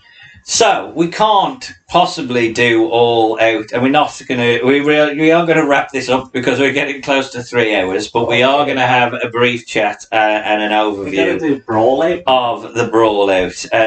But we can't do and discuss the brawl out and its many permutations without reviewing what was said during the press conference. So, CM Punk, a very battered up, old, very tired CM Punk, who is injured, in fairness to him, although he doesn't say that, enters a press conference. Now, I think, I don't really know the context of who's asking the questions, but I think it's like Meltzer and all Meltzer and there, yeah. And he's pissed off with some of them. Oh, he hates them. Yeah, he hates them all. You fuckers. He also enters eating pastry from Mindy's Bakery. He don't do himself, mate. Which, it does make everything... And he's got a load of cans of fucking light. Yeah, how much does he think he's going to drink? He loves it. I mean, the pop man's been round. He's got loads of limeade Coke. He's only there for like 10 minutes and he thinks he's going to get through all them cans. And, look... I will give AEW a lot of credit because they create. I will argue with anyone. They are the ones that created this idea of it, and WWE have just gone. We like that. We'll just do it. We'll just do it. Yeah. But Tony Khan is this should be presented by a wrestler and not Tony Khan because Tony Khan doesn't stand out in that world. Like if it was Vince, because he's big. But when Tony and his little Tony Khan, little tiny weedy Tony Khan, looks quite pathetic in sometimes. Whereas like Triple H, Triple H, big, massive. Even when Vince was there, he still let Triple H do the press conferences. Yeah, Triple H just sort of starts it. And then when the people come in, they just exactly and lets them out the limelight. But then exactly, so I don't particularly mind Tony maybe doing the introductions, but if you are going to have someone sit out there, you've got plenty of people. You've got Arn Anderson, you've got William Regal, you've got fucking Dean Malenko, you could do fucking shit. Exactly, don't have Alex Morris, but no, have him. Yeah, but funny, that one. I don't think, Punk's uncontrollable maybe sometimes, but if you've got a bloke like Regal or somebody there who understands this is going off the rails, they'd pull him in. Oh, Regal would have quelled that within a second. It'd be like, no, we ain't doing that out here. Stop this. And to be honest, a good, solid boss. I mean, Vince wouldn't have that shit. Oh, Vince would have beat the shit out of him. Yeah. Vince would have browbeat him backstage. I mean, it would never have happened. Never have happened. And we are going to get to the crux of the matter and talk about who we feel is to blame and all that sort of stuff at the end of it, but I've bullet pointed it because we are now 3 hours in and there is a shit ton. So bullet point number 1, he has not spoken to Colt Cabana for 10 years. If I fell backwards, my friends would catch me, but Scott, no, I felt he never would. Called him by shoot name. So I suppose we need to give context. Colt Cabana and CM Punk, good friends. Colt Cabana had a falling out. Wanted him to pay him some money or help him with some money. Help him with legal costs or something like that. And never paid him back, and that's caused a little bit of friction. In the run-up to this, Colt Cabana was part of AEW. Quite big part. Well, I wouldn't say big part, but he was in the dark. He was in the dark water. Then all of a sudden, CM Punk arrives, and Colt Cabana ends up on ROH. And I think there was some intimation through Meltzer and those lot from the people who feed Meltzer, the EVPs, that it was done to placate CM Punk, and he's basically saying, I don't give a shit about him, but doing it in such a way that he sounds so bitter about him that you can believe that he probably did say. He shares a bank account with his mom. He says that he claims he paid his bills and has proof and every receipt, and basically that he shares a bank account with his mother. For some reason, that tells you what kind of man he is, and I don't really understand what that's telling me. I don't quite understand why I should now hate Colt Cabana for that. No, so okay. Yeah. Like, Well, he says that, doesn't he? That shows what kind of man he is. Yeah, it's like, it's different, but I don't get why I dislike it. Before saying that, though, he claims that the EVPs have been spreading lies about him. He says, we've got irresponsible people who call themselves EVPs who couldn't manage a fucking target. And all this time, Tony Khan's going, oh, fuck, what's going on? So sad. He died from power. He's like pulling more and more faces. Just like, oh, God, how have we got to this? I'm screwed now. It's because you don't fucking do anything. Yeah. You fucking He says he's put it into the media that he's got someone fired when he had fuck all to do with it. And he basically says, and if you printed that, fuck you. And if not, I'm sorry.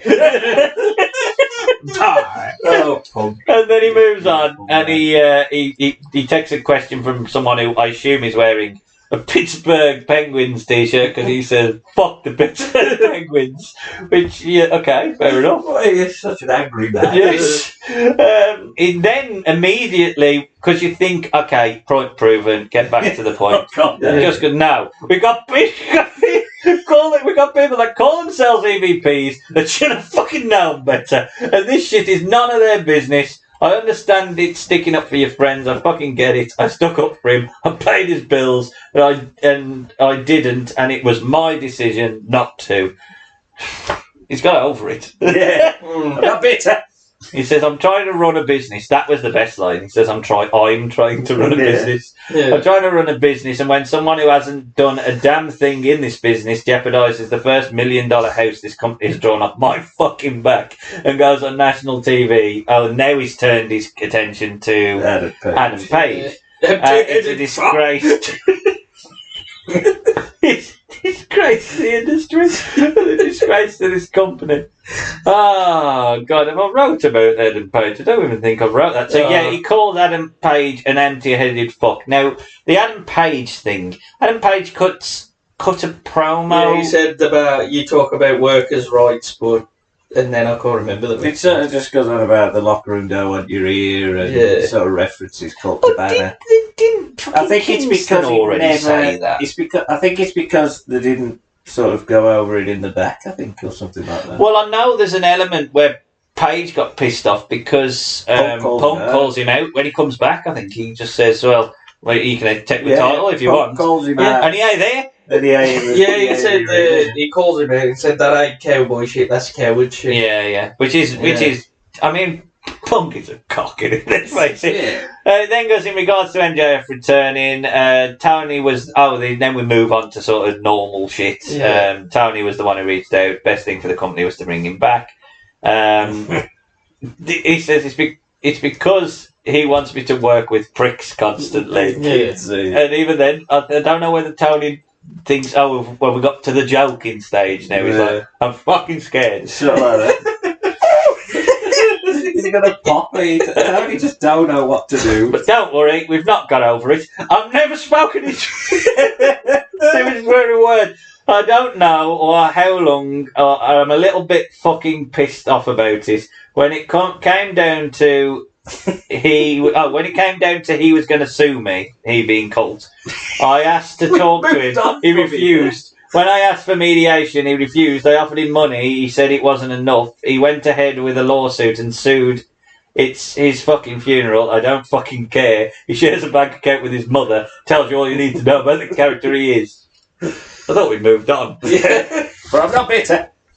Punk apologises to Nick. I don't know who he is. He says, I'm old, I'm hurt, I'm old, I'm fucking tired, and I work with fucking children. Have you finished? All the while eating more and more muffins.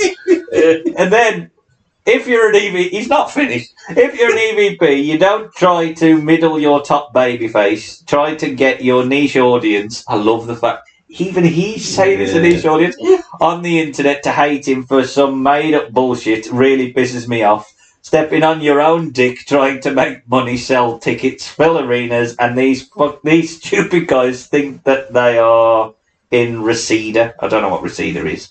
California. We've got a locker room full of. PWG, I think. Oh, is it? That's where that is. We've got a locker room full of brilliant minds. Jerry Lynn, Dean Malenko, Mark Henry. It isn't worth shit when you've got an empty. Here we go. Empty-headed fuck who's never done anything in the business. He does public interviews and say, "I don't really take advice." Who the fuck do you think you are? That's stupid. I'm on the team with Barry Bonds, Mark Maguire, Sammy Sosa, and I don't need to work on my fucking swing. Go fuck yourself. I fucking dare you to say that to Terry Funk's face. I hope Terry Funk must be thinking, what the fuck are you mean? And then he says, "My horse is sick." Leave me alone. I'm wearing Danhausen's boots. I think that Max is an extremely super talented individual. This goes out to him and anyone else in that locker room who doesn't want to be here. The grass isn't greener on the other side. The grass is greener where you water it. And I think he makes some sort of, and if you don't like what I've said, come find me. I'll still walk up and down this locker room saying, if you've got a problem with me, come fucking find me or something. I did tell the fact. And then they find him. So afterwards, after Tony Khan regresses to the size of a thimble because he's sucked into his own arsehole.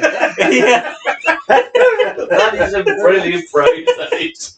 Tony Khan got sucked into his own arsehole. In fairness to the EVPs, they do go and find him, but they find him, his dog, and Ace Steel. Ace Steele's wife. And Ace Steele's wife. In a cast because of lost a leg. Yeah.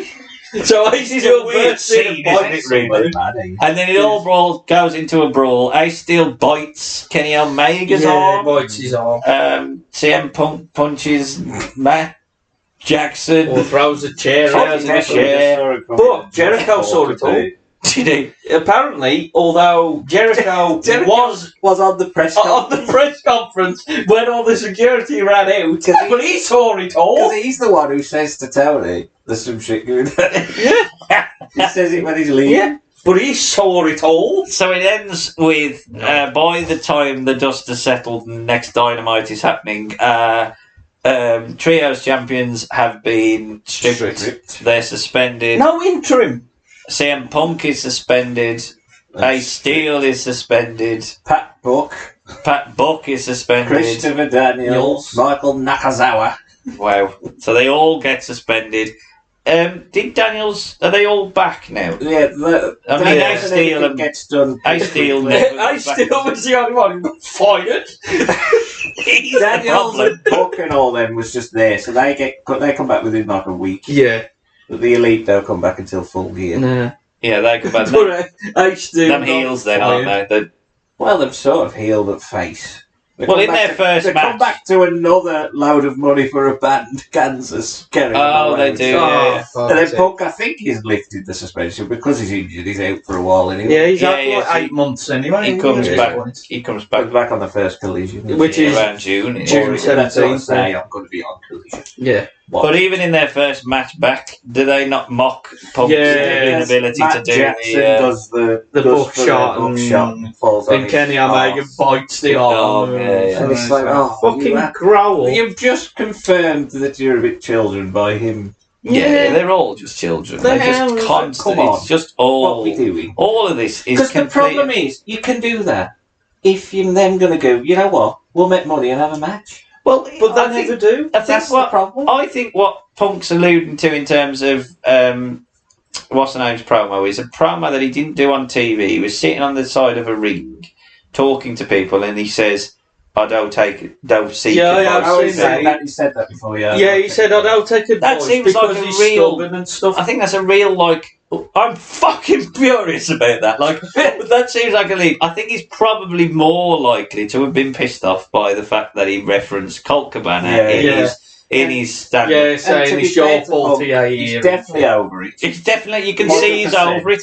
He's not bothered about Colt Cabana. It's absolutely clear that CM Punk is over this. He's not bothered by it that much that he's willing to fight everyone. Yes.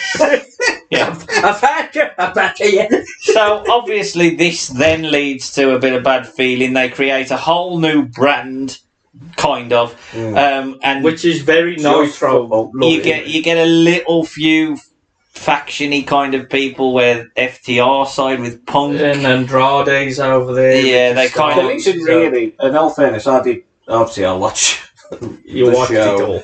Collision at that time was better. It was more wrestling, more better. Punk was on it, FTR was on it, Andrade was on it. You had Kevin good Kelly. workers Was there, it Kevin and, Kelly and Dynamite Nigel was the McGuinness elite as well? show.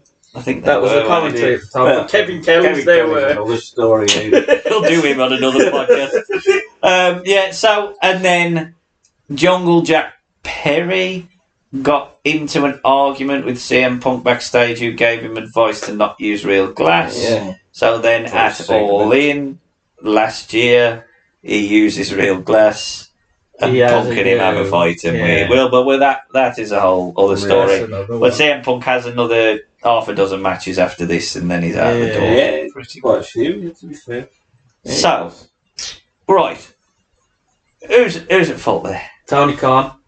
That's it. You think it's Tony Khan's He's fault? the boss. Why don't you just rein it in and say, hang on, we're going to stop here, get to the back and just say, look, we're going to sort this out. Don't air it in public. That's what he should have done. But he's a fucking child. That's all he is. Lack of leadership. Looking bugger. Yeah, as you said, Vince wouldn't have done that. Triple H wouldn't have done that. Even if Triple H was sat there with him and it was just Punk, he'd have gone, hang on now. Jack Tunney would have had that. Vern Gagne would have choked them all out. Exactly. So, really, I'm the champ then. but everybody's got some fault, but the main one is the person who runs the company, who puts the money in it. He should have known better and said, look, we're mending this now. We're going to deal with it. If you still don't like it, we can make some I mean, Brett and Sean, look at what happened there with them. I think they still made some money with it. But whereas this, it's like he's a fucking man-child. Couldn't you argue that he is a little bit hamstrung, and maybe through his own making, in the fact that he's got EVPs? Why you have wrestling EVPs? Well, you can't really give him anything there by saying by his own. So it is slightly always his fault. He's the one. Well, he wanted to do this. He should have had balls. But I suppose maybe his argument back to that would have been, I wanted to set up a wrestling company with what the group of people that at the time were the hottest for indie wrestlers. If I didn't give them something, then why would they come to me? Because other than if I just said come work for me, they had a million other indies. They had New Japan. They cultivated AEW together, so he had to give them some level of power. But the problem is, if you do that, and then they are in the sort of decision making, or have at least a say in decision making, it doesn't seem that he ever talked to him about. This CM Punk bloke. Should we bring him in? Because it seems to me there's a lot of long fucking memories here. Punk has got issues with Colt Cabana. This hasn't happened overnight. Like, as much as Punk has been a little bit reactive, like, they obviously am annoyed about Colt Cabana. Them on Colt Cabana's side. But they would have been happy, I'm sure, with Punk coming into it. So I think they have to take a level of it. Like Jack said as well, I know it's not massively relevant, but there was a little bit of cocky arrogance-ness. This is EVPs as well, and we all know that. Kenny Omega's finished his fucking match. Had no relevance to what he's doing. He's not building storyline. And basically goes down the camera and tells everyone else, you can't follow that. Which leads you to believe they have got some issue. He said that there is story that Kenny Omega said, I wouldn't have hired most of you. Yeah. When they had a big talent meeting. Surprising me just after. I think he's one who has more reason, but that's a bit of a difference. And they was all saying about it. I think it was just after this or they had a big meeting and Shivani and everything that tried to give a lot of people promotions and all these bollocks. And Kenny Omega was the one that got upset. I wouldn't have hired 80% of you. Well, no, the fuck would I? Well, in fairness to Omega, I don't know whether he's massively wrong there. No, he ain't. But that's the problem. He ain't the one that's doing it. He's fucking Tony Khan. And I think that's the confusing thing, isn't it, really? Is that what is an EVP then? Like, what are you? Like, you have a vote, but it's irrelevant if you're downvoted. Yeah. The main owner... And this is the thing. This is why Vince doesn't fucking fanny about with that. Like... I'm just going to run it. Like, it's my money. I'm running it. If I don't like it, I'm going to fucking do something about it. That's what Tony Khan should have done. I think the difficulty. He's the problem. I think the difficulty with Tony Khan, and this is the problem, is the fact that he was. Everything's great. He could have potentially stood in and said, "No, don't do that." Yeah. But he just given this bloke the belt, and he's got to understand who he is. It would be like Jimmy Hart saying to Hogan, "No, don't do that." Like, so I think there's an element of him thinking, "Oh fuck, I can't do anything about this because I can't reprimand him in front of everyone." Yeah. If it was a stronger, and again, this is the problem. If he could have removed himself completely, he might have a bit more control over it. He could have sent someone out there. He could have moved everyone away from the press conference when the next person comes in with Punk, got the rest of them, and just got them in a room and said, "We'll ask you that right now because I'm the owner and I'll." It's my money. This is the issue that he's got. There's an E in the middle of the AEW, and that E is the Kenny Omega and the Young Bucks and Adam Page, and people will always view it as their company. Yeah. Not his. When it's his company at the end of the day, because it's his money and he's the one who started it and all that sort of stuff. They've all got to blame. Tony Khan should be a stronger leader going into it if he knows there's an issue, and coming out of it he should be stronger and not fearing for his life later on. Because the Young Bucks and Omega do feel like they're a bit childish. They are them. It is childish, but they're very childish in the way they react. They're not there, so we'll I know they're not. You would argue that they're not their managers, but if they are into boardroom level EVPs, then what they should be doing at the end of this is calling Tony Khan into a room, saying we need an executive meeting. And we need to discuss what the hell's going to happen here, because he can't be just calling us pricks and empty-headed fucks and stuff live on camera. Like, that can't happen. Yeah. Well, they've got to be strong. They've got to look at themselves and be self-reflective and think, actually, we probably are a bit stupid in some things we say. And he brings in a lot of money, and he's good for the company, so why the bloody hell wouldn't you want him? Punk, obviously, is just the angriest man. He is angry. Right, walk the face of the earth. I just think he's got really thin skin. Like, he can't say anything to him. I don't necessarily think it's... I mean, I think... Possibly, a lot of wrestlers have got. But I mean, in fairness to the Young Bucks, Kenny Omega, he has literally gone and said they are all children. I fucking hate them. Like, it's reasonable to go. Well, that's a step too far. He's gone. Whereas Adam Page has said, I don't really want any advice, and he's gone, I must kill that. that I do agree. I could not love him for that. Because it's like the smallest thing. It's funny. To him and he's like, I will kill him. He's the kind of person you want to poke him just to hear him rant. It's like the Jack Perry. The Jack Perry bit is an idiot for wanting real glass, in a sense, because it's going to hurt you. Yeah. Look at Darby Allin. He did a thing, and then all his back was full. That was on Zero Hour War, that. But then Punk just decides, well, now I shall choke you and kill you because of this. Because he's so angry. So Punk's obviously got a lot of anger issues and has to take responsibility. The EVP should know better, especially if they're in a position of power. Yeah. Either don't be or do. He's the bloke who's over them all, who ultimately you would think has got the final say in everything, to where he should be thinking, I'll get them all together. If you want to have a fight, just have a fight in the... Vince would have gone, we'll get him in a room. If they want to fight, let them fight there and get out the system. Yeah. He probably would have. Forward. I think to a certain extent... And then he would have said, you're in a programme together, because you still make me money now. Yeah. I think to a certain extent, had this press conference not happened, because of how thin-skinned CM Punk is, and because of how... I don't think they would have always blew. I know they've sort of made it. I know they've made it into a storyline a little bit with the Young Bucks and Tony Khan with his broken neck, but I do think there is a distinct, obvious, and it's probably the jock element of wrestlers. They act like they're everything's cleaned up now. We're all fine. We're all nice people. We're lovely. We all play video games together. We've all got Twitch streams and stuff. But there is always going to be an element of you're still carny bastards. And I do think there's an element of him showing a lot of disrespect to Tony Khan, even since, because I'm just sure they just felt well, we can do what we want. Yeah, Just have a We fight. can do what we want. And I don't think that's particularly fair to Tony because maybe he trusted them a little bit more than. Possibly, but again, he needs to grow some balls and say, I haven't that again. If you do that again, you're fucking done. And what should have been the action? Because obviously the action was to suspend them all. Was that the right action? Especially, it's hard to answer that with CM Punk because we know that he still returned absolutely mental, angry, It's not worse. and tried to kill. Oh my god, he's got words! Tried to kill another member of the roster. Million year, and I'm worse now. I gave you your own show. What a man. He is good, though. Come on, you gotta love Punk. You want to just poke him, though. That's what you want. What do you think of this? Fairly What do you think of that? Go on. He has to take whether it was the right decision to suspend them all, I don't know. It was probably right to keep them just cool off Yeah. and let me come up with a solution.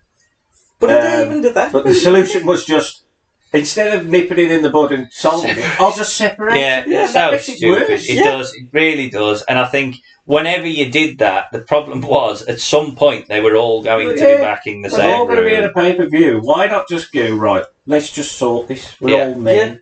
I think And it I'll would run the have company. I think you probably would have been better off to make a choice, if I'm honest with Yeah, you. I'll just Because solve I think the problem with the idea that you can solve this like men, like Vince saying, here's the gloves, have a fight. Have a fight. Yeah, That's probably reasonable, but I ain't sure they would have done because I mean, Punk might have, but I do think there is an element of them just being a little bit childish in the way that they handle things.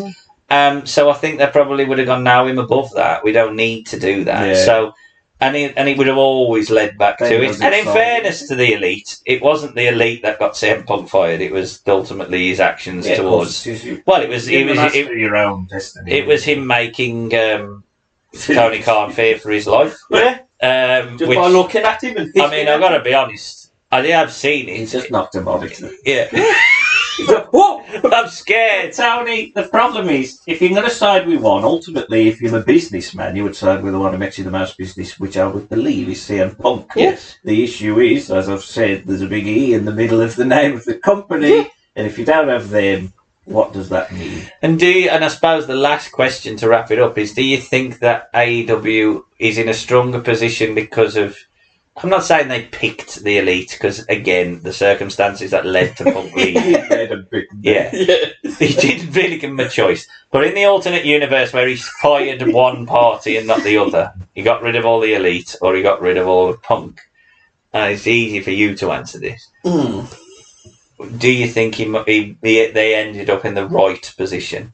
Well, the issue is, though, a lot of the audience, not the Ray, you can argue the Ray as much audience now, but a lot of them are the Elite fans. Yeah. Well, not a lot. They're going to have 100, 2,000, 600, 700,000, whatever they get. But a lot of them watch that show because of them being there. The issue is, if Tony Khan wants to truly be, compete, which is going to be very difficult, but if he wants to get bigger and bigger, people like Punk and the people are going to expand his brand.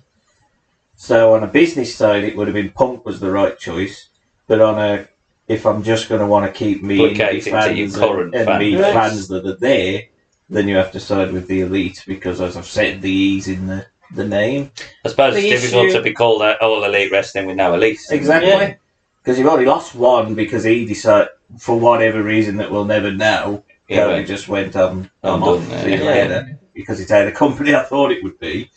But it does worry you, though, when you've got a bloke who was heavily involved in the creation who actually was level-headed, who could do stuff, and he just went, fuck this. He felt like a grown-up, and he moved on, so what does that tell you? And he did it in the right way. Exactly, and I think in fairness, I think Matt and Nick Jackson and Kenny Omega, to a certain extent, although I think it's a shame Kenny Omega isn't going to have his WrestleMania moment, because I don't care how many Tokyo Domes he's wrestled at, and you can wrestle in these big shows and you can say that All In is the biggest wrestling show of all time and stuff. It just isn't WrestleMania, and I think it is a shame that he's not going to get that.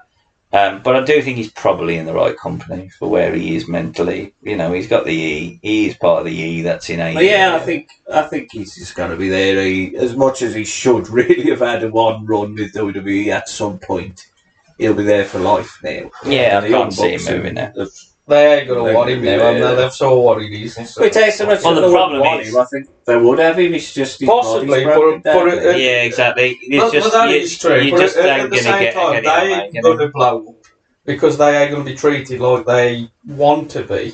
I Whereas don't. in AEW, they've got everything. Whereas in WWE, it's just going to be like, well, yeah, having that shit here. It does make you think. I mean, ultimately, AEW probably wouldn't have been around without them. Without a doubt. Without, you know. Well, But I mean, if they had a sign for WWE when the deal was on the table 7 or 8 years ago, or whatever it was now, I still think there would have been an alternative wrestling company. It might have been called All Elite, but I think because Cody wouldn't have been there, Tony Khan obviously was always going to create a wrestling company once you saw because he's All a In- fucking madman with a load of money and once you anyone saw like that. that- We've seen it with It's fucking basically, it's UFW. like you. If you was a billionaire, with your was thing called TEW? Yeah. It's like that's all he did. Back in the day. exactly, He's yeah. a billionaire. Well, That's exactly, all yeah, he yeah. could. Make When that you come see to the life. success of the very first All In or whatever it was called, the All indie in show, was, yeah. But Tony Khan ROH sees funded it. he obviously realises then that there's a market for an alternative brand, and they are the ones that created that brand. If they'd have just gone to WWE, it would have been harder to start up that brand. But he knew from the start he needed a Jericho and people like that. And I think that again And Jim probably Ross. comes back to the question around who ultimately was the better horse to back from Tony Khan, because the truth is, and I'm not as critical as Sam on the Elite, I'm not convinced they have, through AEW, grown to be bigger stars than they were before AEW. They were big indie stars. Maybe more people know them, exposure worldwide than but I ain't and sure that many more nationwide. fans have gone. I think a lot of the fans of Kenny Omega have just followed Kenny Omega. Yeah. I think there might be a few that have picked it up because of it, but I think by and large he's sort of There's a been at lot the more same of the level. fans who was watching WWE who've obviously seen another wrestling show and gone, well, watch it, and Yeah. seen them and maybe become fans of them. So they've definitely grown a bit. But I think having a CM Punk alongside a Moxley, He's a alongside big- he's a big Daniel man. Bryan, and alongside Chris Jericho, people know those people. Yeah. Well, when they debuted, they had Jericho as world champion, Jim Ross was on the stick, and Dean Ambrose, John Moxley debuts. Yeah. That's smart business. Yeah. CM Punk come in and they did a 1.5 or whatever. Yeah, it was. on Rampage. It's the biggest ever. He's a needle mover Yeah. because he was a superstar in WWE, and they And he haven't never quite- come back to wrestling, and it's a like, huge we've got thing, him. and I WWE have always understand wanted backing him, and I think long run, Punk makes you more money than the Elite do. Which is why I think WWE have gone, because, you know, Triple H could have been, you know, arse hurt about the fact that Punk had said Well, look shit at everything about they him, did that he did to them, and vice and versa they to a certain they extent. still took him back. But, like, you know, they WWE were way more sensible to realise, you can't, if this is your chance to get him back in, Why wouldn't you? you just He's got to as get him hot back in. now as ever because of everything that he's done. Yeah. Get him back in and just let him be that character of bitter, angry muffin eater man. And And that's do we part of think- the story? None of them want him there. That's the Drew story. That's the Seth story. as well. But this is the thing, like Seth probably does hate him in real life, but then big enough and smart enough to know that there's a lot of money to be made if they work together. Let's just Again, use it. this is just common sense and grown up shit instead of cowboy shit. And you would hope that the young Childish. would know that now on reflection that there was a lot of money to be made if they just worked with Punk. But I do feel that the real ending to this, and AEW still haven't. Well, they might have now closed the book on it, but they still tried to pop a rating on the back of remnants of it, CM Punk's yeah. name with the video that was done and stuff like that. And they can argue that it was involving this storyline, but let's face it, we know. I think got a exactly what huge kind of announcement cheat or something again next week. It'll just be the TV deal, TV. I ain't sure that the true winners of this weren't Matt Jackson, Nick Jackson, and to a lesser extent Kenny Omega, because I don't think Tony can even contemplate letting him go now, and I'm not sure he would contemplate making as controversial a signing as CM Punk. Maybe there isn't anyone, but I don't think he would now without getting them involved, because he can't afford that kind of shit to happen again, can he? No. So I think ultimately, sadly, Sam, the Young Bucks won. I know. Well, I think the biggest winners was WWE. Well, yeah, actually. WWE won. WWE won. Hard AEW.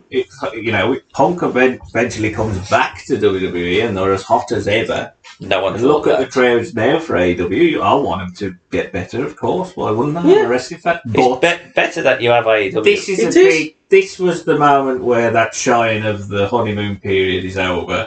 Yeah. Actually, they've just got as many problems as every other company has. Yeah, and this is going to be the difficulty And it now. highlighted the inefficiencies of Tony Khan as well. Yeah. Without the, a real problem happening in WWE, and I'm too slick, I think, now to have a situation like what. TKO. What happened? Even what happened with Punk in 2014, that sort of stuff ain't going to happen now, because I don't think it works and operates like that, and obviously Vince not being there helps that. But you look at it now, and I don't know whether there's any megastars other than John Cena rocking up in AEW. I can't see that they can capture. That's the thing. That star. There is no one like that anymore. And even then, they're only part time. But it's just if they're going to get a Cena or a Rock, or probably a Brock's.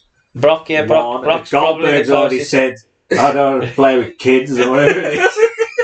Hulk Hogan's been banned. Hogan's banned. Ric Flair's been fired. Yeah, Bobby Lashley could turn up because he's left. I like Bobby Lashley. Very, very good. But No one. Look at the business he did in TNA. But WCW got Hogan. Yeah, I mean, they got a Jericho who's well known, but he's a tree. If they pop a rating based on the fact that they advertise Bobby Lashley's site, and I'm sure they might get a couple of 100,000 more. But in terms of where they are at the moment, it is really, and this is why I think CM Punk probably knew he was strong enough to walk away, because I don't think they ever grew to the point where they didn't need CM Punk. No. And ultimately they ended up not having CM Punk. Within and really do create stars and create storylines that's going to capture them. But it's really difficult having it's very indie-rific. It's all about the moves. That's all it is. They don't drive things by storyline and characters enough to where that's going to happen. I mean, even Adam Copeland, Edge,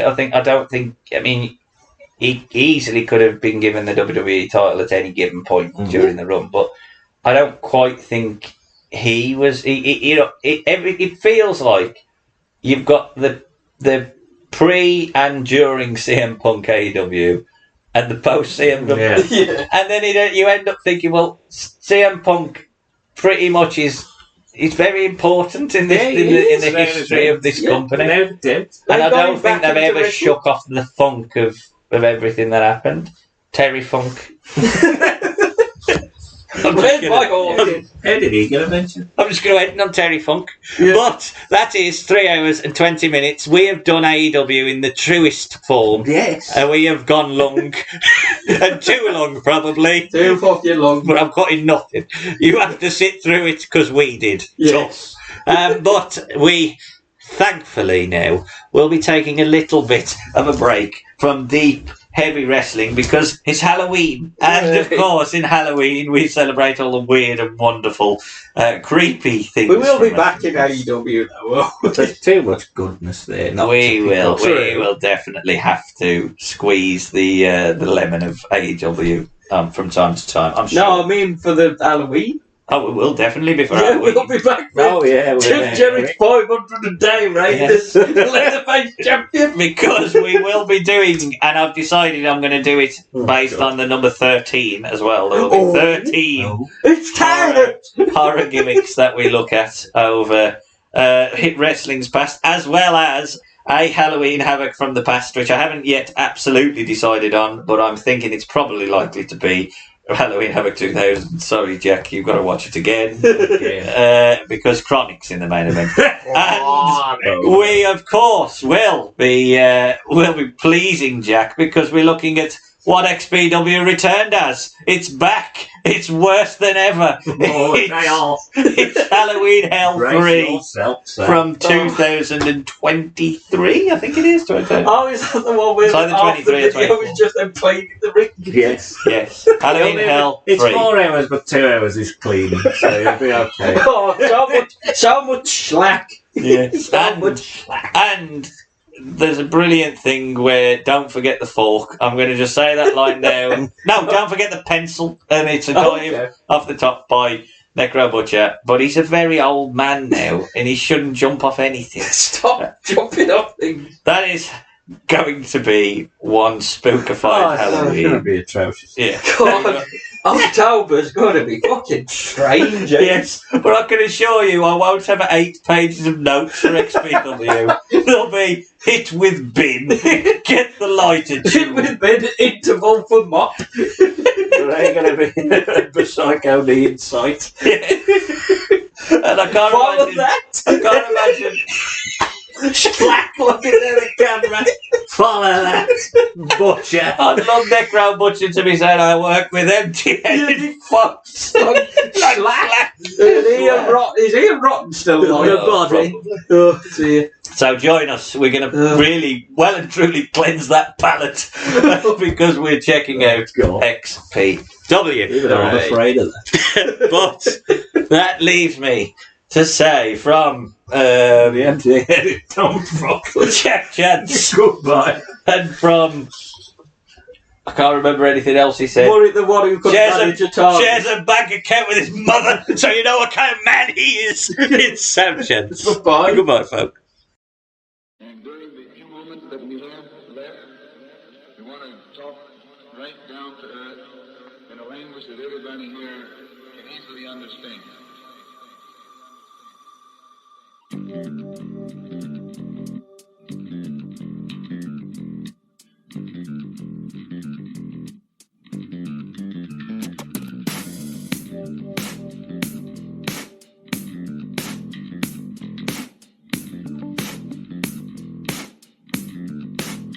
Look in my eyes, what do you see?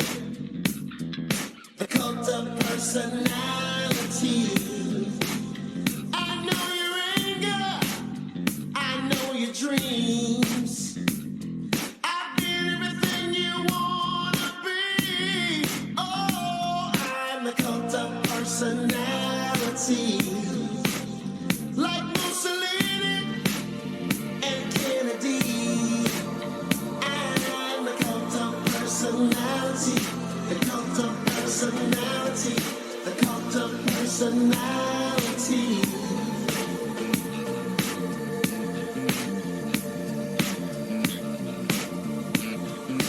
Neon lights, Nobel Prize, when a mirror speaks.